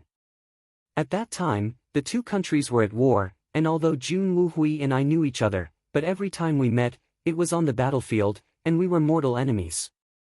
What I, Zhao Jianhun, want the most in my life, is to be able to drink with my biggest opponent, and also my most terrifying enemy, to be able to talk for a moment. A moment is enough. Zhao Jianhun said sadly, my greatest wish in life was to defeat Jun Wu Hui on the battlefield, and then personally cut off his head, and then personally bury him. So no matter how miserably I was defeated, no matter how many times I was faced with desperate situations, I would still struggle to hold on, and it was because of this belief that I was able to climb back up again, and once again face that invincible enemy. Even after 100 defeats, I would still fight. Unfortunately, such a hero, such a talented commander, did not die on the battlefield. How sad and lamentable. Did not die on the battlefield? Jun Wui suddenly Lenglang opened his eyes. Zhao Jianhun, what are you trying to say? Or, what do you know? The death of his two brothers could be said to be one of the biggest problems in Jun Wui's life. Although it was generally determined that the Blizzard Silver City was behind this, but whether or not there was another reason behind it, and who was the culprit behind this, was something that the Jun Wui wanted to know the most. But what did this Zhao Jianhun know? Zhao Jianhun suddenly turned around. What do I know? I am a soldier. If I have done something, I will not go back on my word. Jun Wui, although you have defeated me before, I do not admire you. The only person I, Zhao Jianhun, truly admire is your big brother. If Jun Wu Hui hadn't died, I would have killed him. But he died, and he died inexplicably in a battle with me, but I, Zhao Jianhun, will never take the blame for this. I know nothing about what happened in the past. I should have been defeated by Jun Wu Hui 10 years ago, but I didn't. In the battle with you, I should have been defeated, but in the end, I didn't. The one who should have won has lost, and the one who should have lost has won. Zhao Jianhun smirked. How ironic. At this moment, Jun Wui vaguely understood the purpose of Zhao Jianhun's visit, and pondered, do you want to know the truth? Zhao Jianhun Lenglang looked at him. If I had really defeated Jun Wu Hui and killed him, then I would have announced it to the world and celebrated it. For me, this would have been the greatest honor of my life, but the problem is that this is not the case. But this achievement that doesn't belong to me is hanging on my name. This is a huge shame to me, Zhao Jianhun. A shame that will be difficult to wash away. I can't stand it. So, I want to avenge him. Jun Wu Hui is a true soldier, and he can only die on the battlefield, not because of a conspiracy. I can't accept this result, and I believe that even in the underworld, he won't be able to face it. Including you, Jun Wui, our last battle, ha ha ha.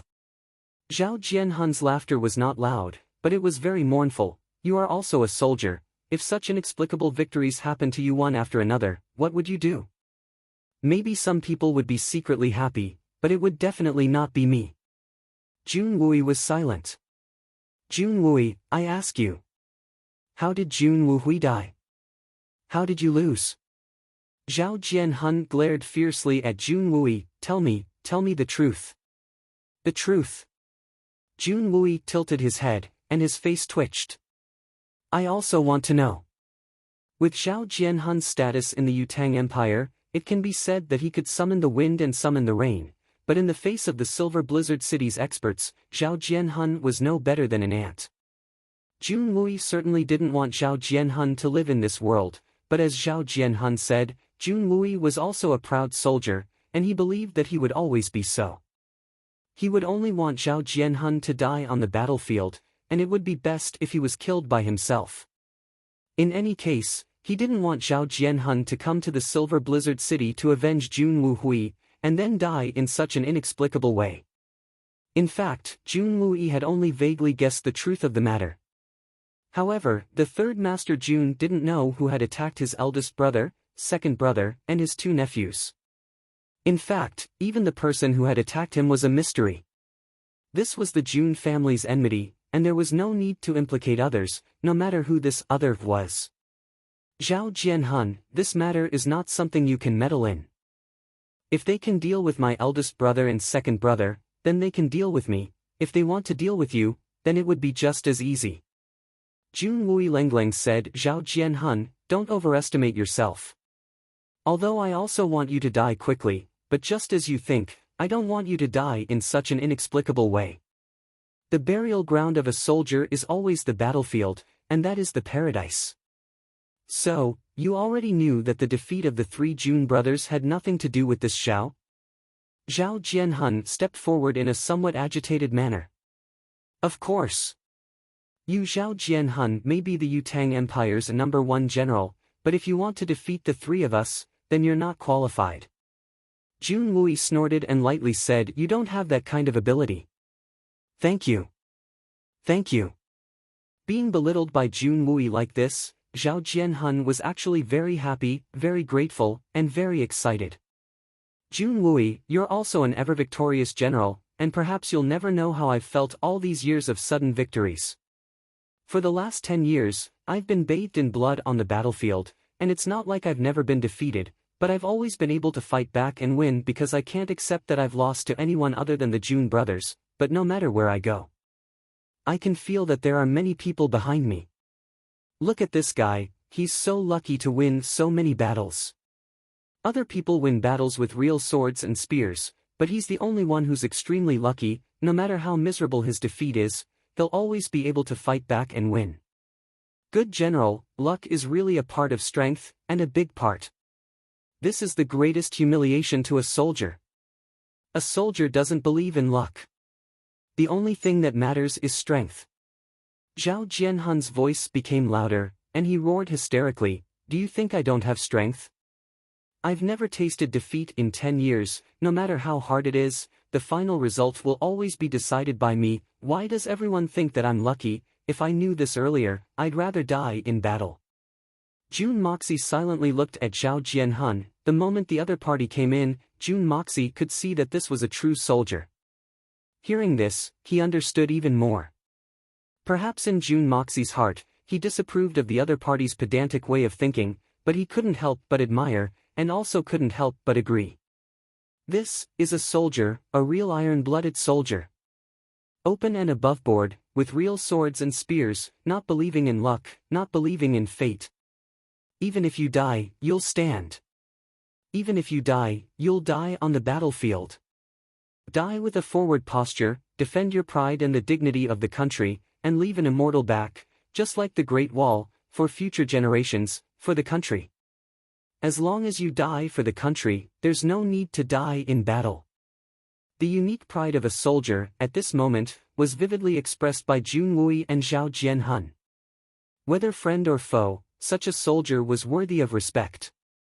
However, such an iron-blooded general, an upright man, had actually been regarded as a dog-shit lucky great general, a great general who had almost obliterated Zhao Jianhun's many years of military achievements. No matter which general it was, no one would be able to accept this.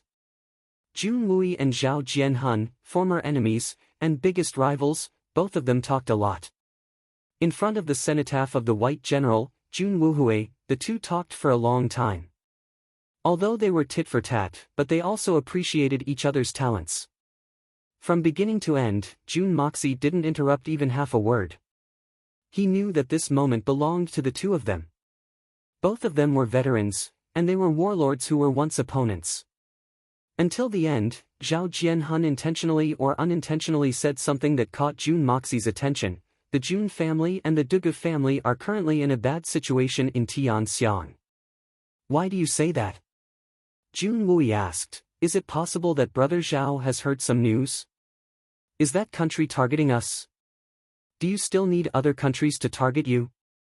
After I and the imperial tutor arrived in Tianxiang, your country's 3 princes came to visit, and their attitude was very, Zhao Jianhun straightened his back and sneered in a low voice. The Jun and Dugu families are dead set on their loyalty to the Emperor of Tianxiang, Yang Huayu, and the 3 princes have yet to decide who is superior.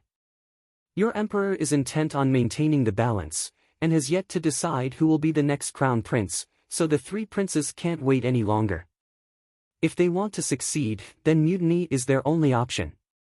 However, the Jun family and the Dugu family are not attached to any of the princes, so they are a big obstacle to the 3 princes, and they must be eliminated.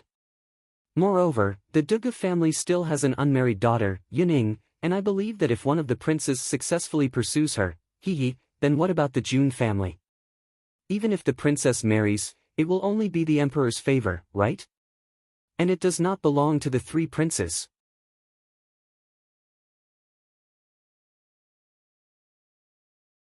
Chapter 202. For now, there are only these signs.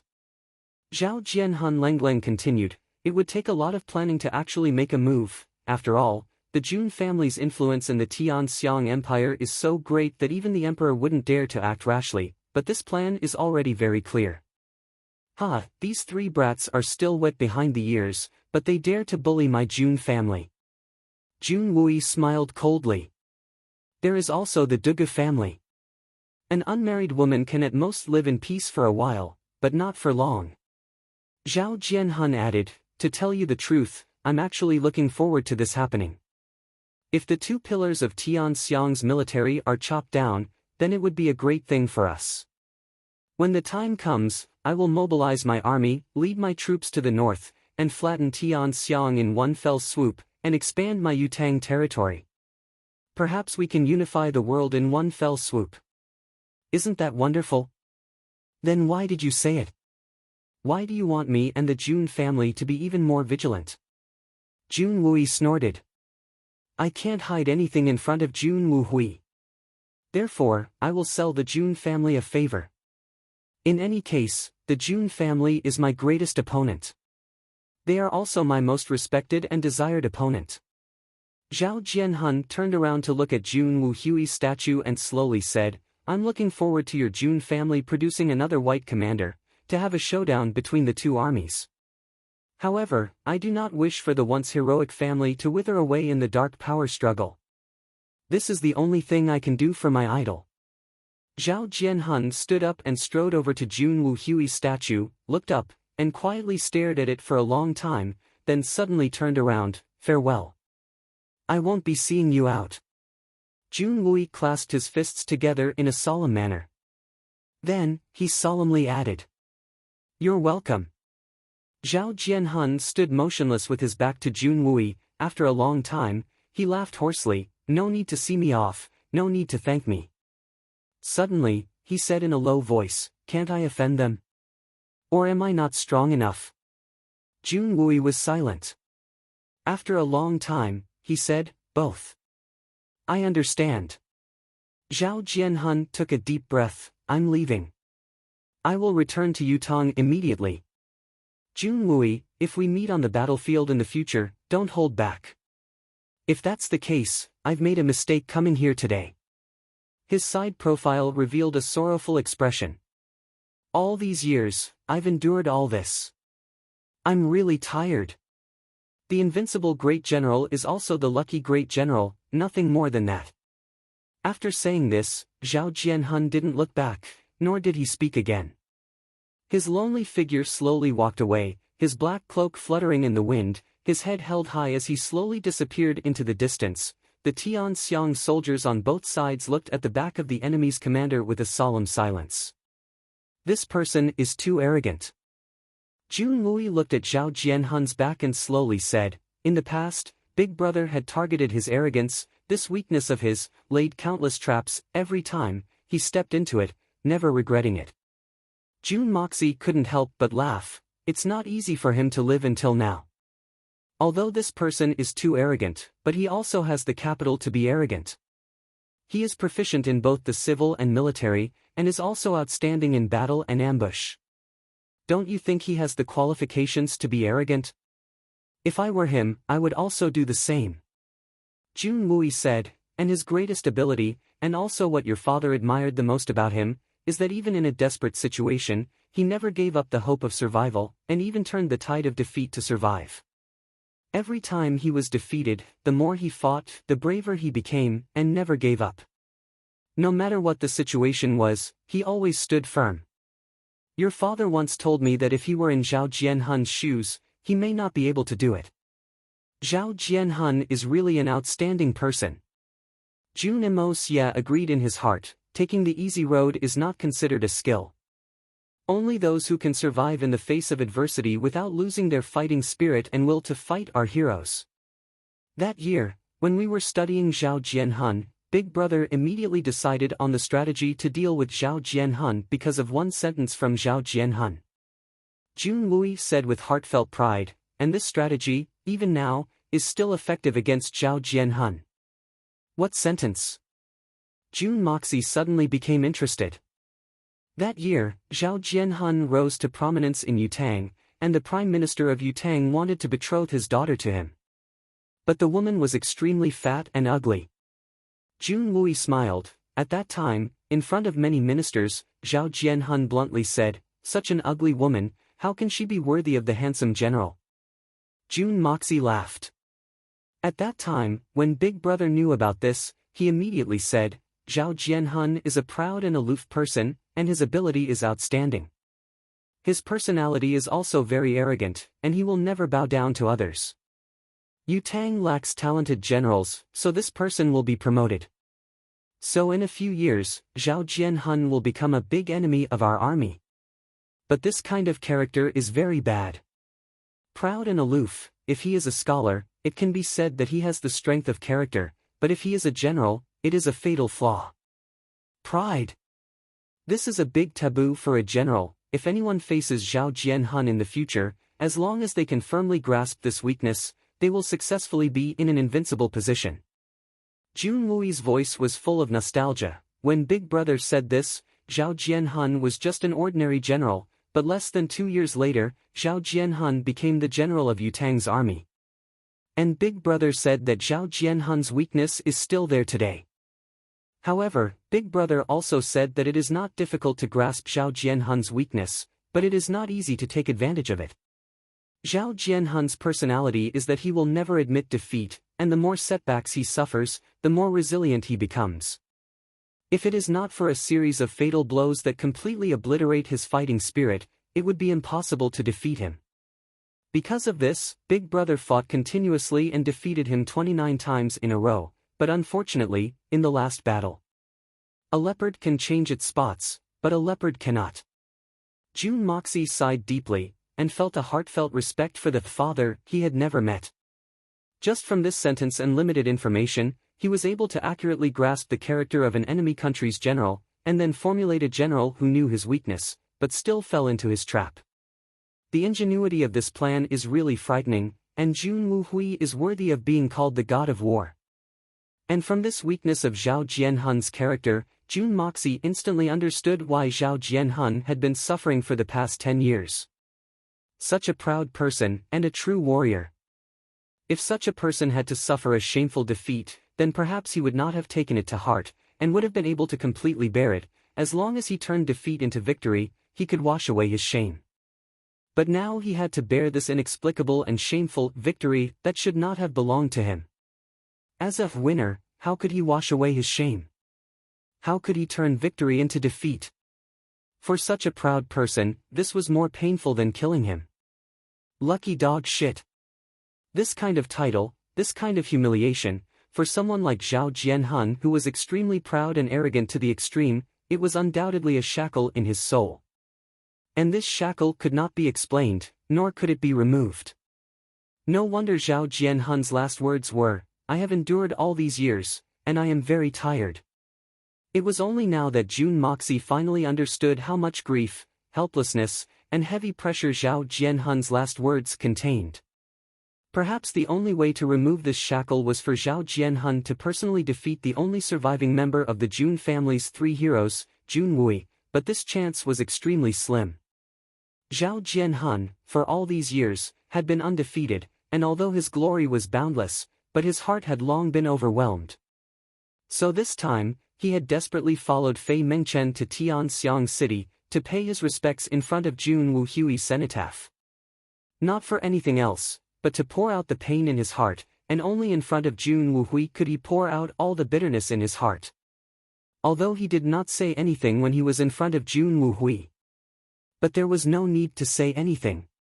From this point of view, when Zhao Jianhun said that he would avenge Jun Wu Hui, it was by no means a lie. Because Zhao Jianhun's pain all these years was also brought to him by those people. Avenging Jun Wu Hui was tantamount to venting his anger for himself. It seems that the three princes are a little impatient. The imperial power, the Yellow Springs. As they walked out of the cenotaph, Jun Wui spoke in a heavy tone, "Xia, if they want to deal with the Jun and Dugu families, it is absolutely impossible. The Jun family and the Dugu family can't be shaken by a mere prince. Humph. Humph. A trifling brat like them is far from qualified. But if they want to deal with you, the possibility is very high. After all, you are the only descendant of the Jun family. If you are gone, then your grandfather and I will work hard, and no matter how much glory we have, it will all be meaningless. You have to be careful about this.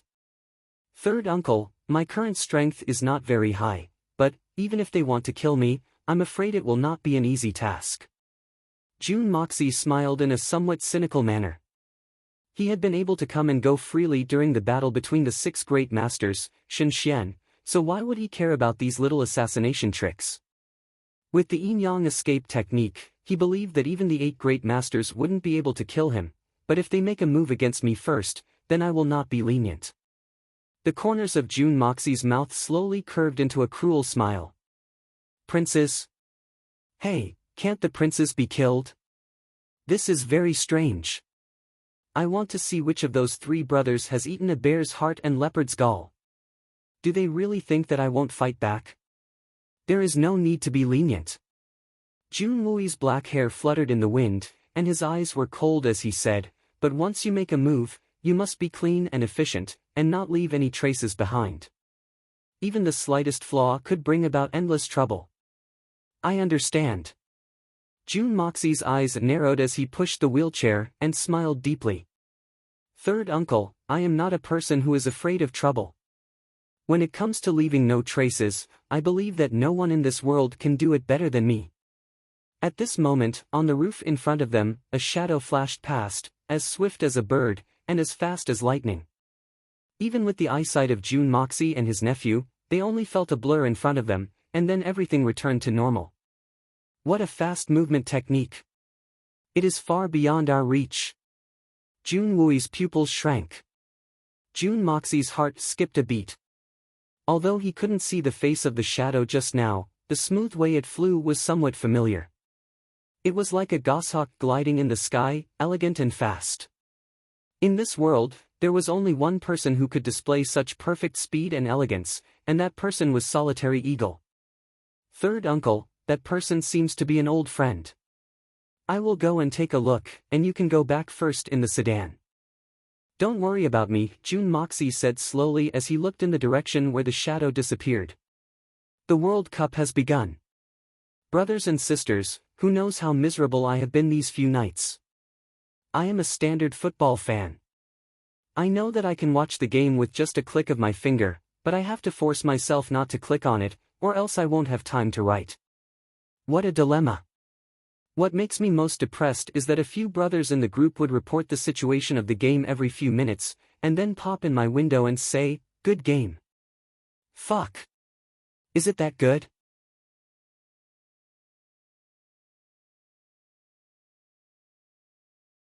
Chapter 203. Good. Be careful. Jun Wui readily agreed. He knew that Jun Wui must have discovered something, and since he followed, he naturally had his reasons. Jun Wui was now very assured of his nephew, and rather than worrying about Jun Moxie, it would be better to hurry back and see how those guys were practicing, and then quickly practice his swordsmanship. A few days ago, Jun Moxie mysteriously took out a tattered swordsmanship manual and gave it to Jun Wui, and mysteriously said that it was a secret manual that he had inadvertently obtained. Jun Wui snorted, and didn't believe his words at all. But the swordsmanship manual was real, and he was deeply attracted by it. The swordsmanship in it was ruthless and exquisite, and even Jun Wui had never seen it before. The swordsmanship was unconventional, and every move determined life and death. Just by looking at the manual, there was already a kind of miserable feeling that the enemy was going to die, and I was going to live, and I was going to die. Absolute killing sword. One move determined life and death, and the sword vowed not to return. This was one of the ancient martial arts that Jun Moxie had practiced in his previous life, and after some changes, he sorted it out, and gave it to Jun Wui.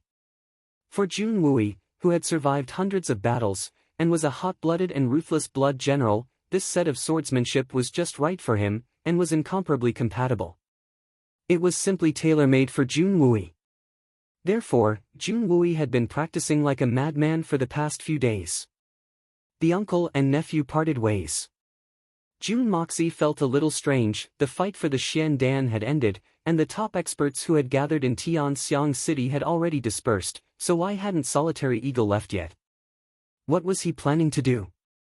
Jun Dashao was the one who knew the whole story best, and Solitary Eagle's goal was never the Xian Dan, but only to find a suitable opponent to kill.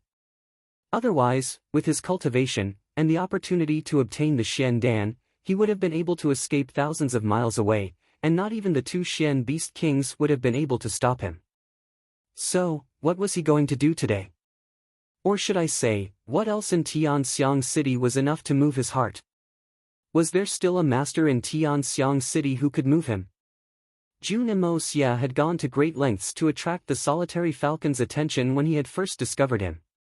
His goal was to obtain the Xian Core's usage method from the solitary falcon, and it could be said that Jun Mo Xia had done everything in his power to attract the solitary falcon's attention. First, he had flattered the solitary falcon in order to gain his favor, and then he had offered him wine in order to tie the knot. However, the sudden change had occurred, and the plan had been activated ahead of schedule. Then, the Ho Tian Xian, Earth Xian, Supreme Xian, and Spirit Xian had appeared one after the other. Everything that had happened had been completely out of Jun Mo Xia's expectations. After the fight for the Xian Dan had ended, a series of changes had occurred, and Jun Dashao had checked the harvest.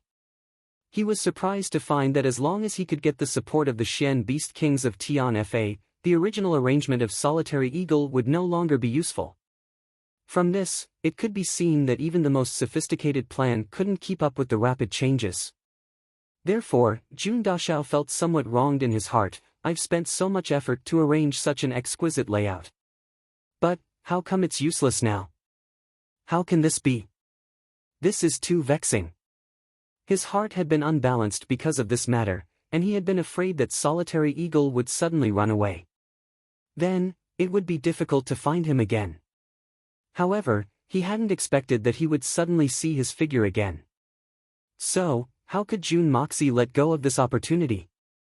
Hitman Jun chased after him at full speed. Jun Dashao's Qing Gong was second to none among his peers, but no matter how hard he tried to catch up with Solitary Eagle's speed, it would be difficult for him to catch up with Solitary Eagle. This wasn't to say that there was a problem with Hitman Jun's Qing Gong, but his Xian Qi cultivation was still too low. Although it had improved a lot, but his Xian Qi level was still equivalent to the initial Gold Xian level. However, Jun Dashao was very confident that as long as he could break through to the second level of his Qing Gong, he would at least be equivalent to the Earth Xian level in this world. However, this was all in the future. He had already lost sight of the Solitary Eagle's figure, but Hitman Jun didn't give up because of this. As the saying goes, a wild goose leaves a trace as it flies.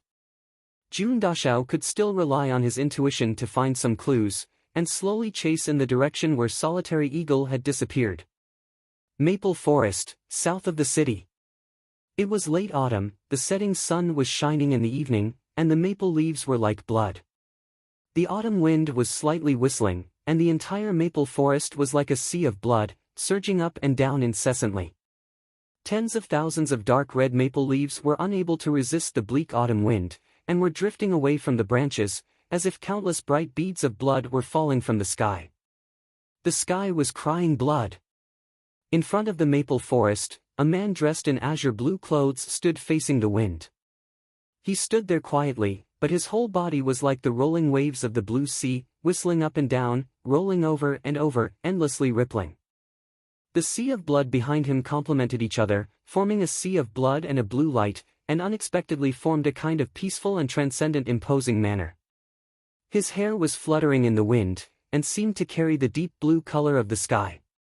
Countless red leaves were spiraling down from the top of his head, but not a single one was able to stain his seemingly azure hair. His calm eyes were looking at the road without any sadness or joy, there was no longing, no expectation, no panic, no fear. Hai Chen Feng. For the sake of friendship, Hai Chen Feng had finally come. He had used his life to confront an unparalleled and unknown powerhouse.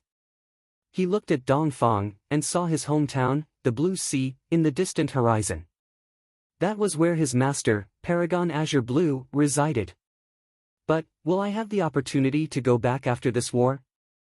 Hai Chen Feng's eyes seemed to be rolling up and down. With a whoosh, the autumn wind in the sky seemed to suddenly intensify, and a heavy pressure suddenly, crazily and domineeringly appeared, pressing down from nothingness with the force to topple the mountains and overturn the seas. Hai Chen Feng's eyes narrowed, and the sky-blue Xian Qi around his body suddenly exploded with a loud bang. His feet were nailed to the ground, and he was as steady as a rock, motionless. However, his hair and robes were fluttering in the wind, and it seemed as if they were about to fly away from his body.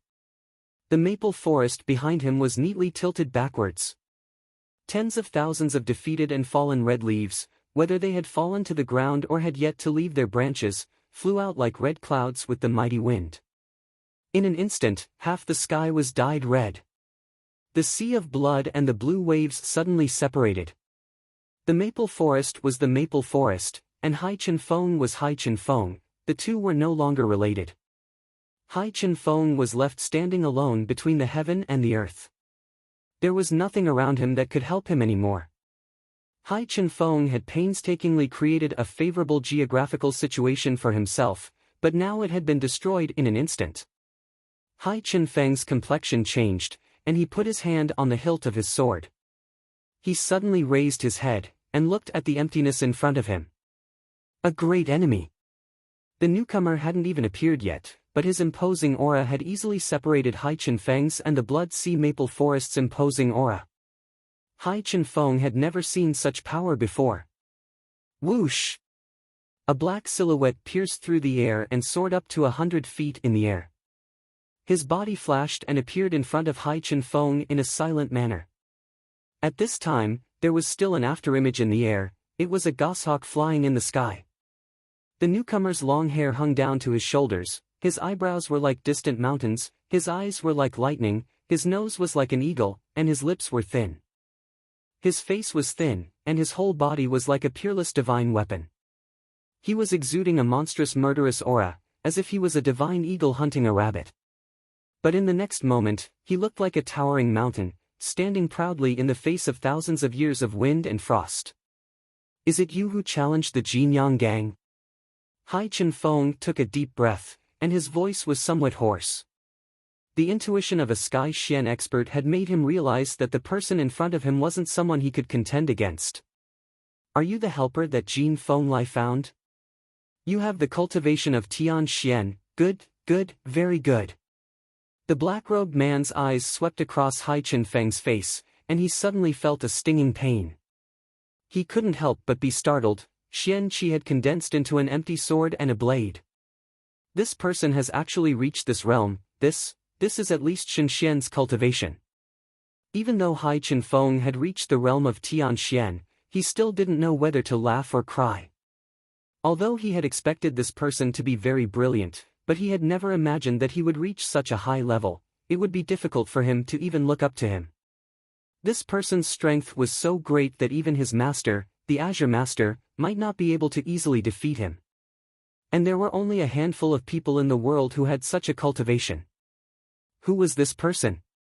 The reason why he didn't know whether to laugh or cry was because, since this person was so powerful, why would he bother with a small underground gang?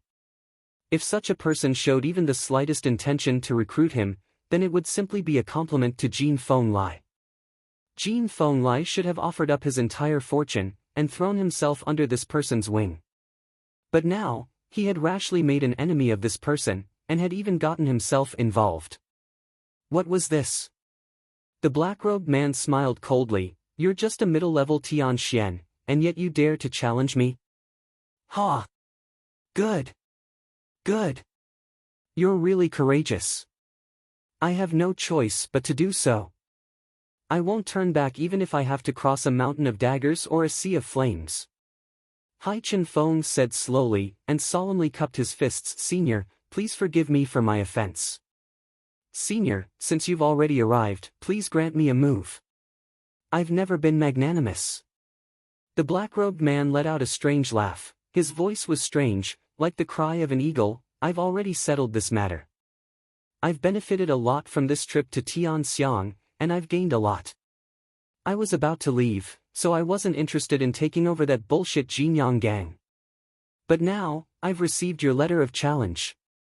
The black-robed man looked up to the sky and roared, if the King of Hell wants someone dead, then who dares to stay until the 5th?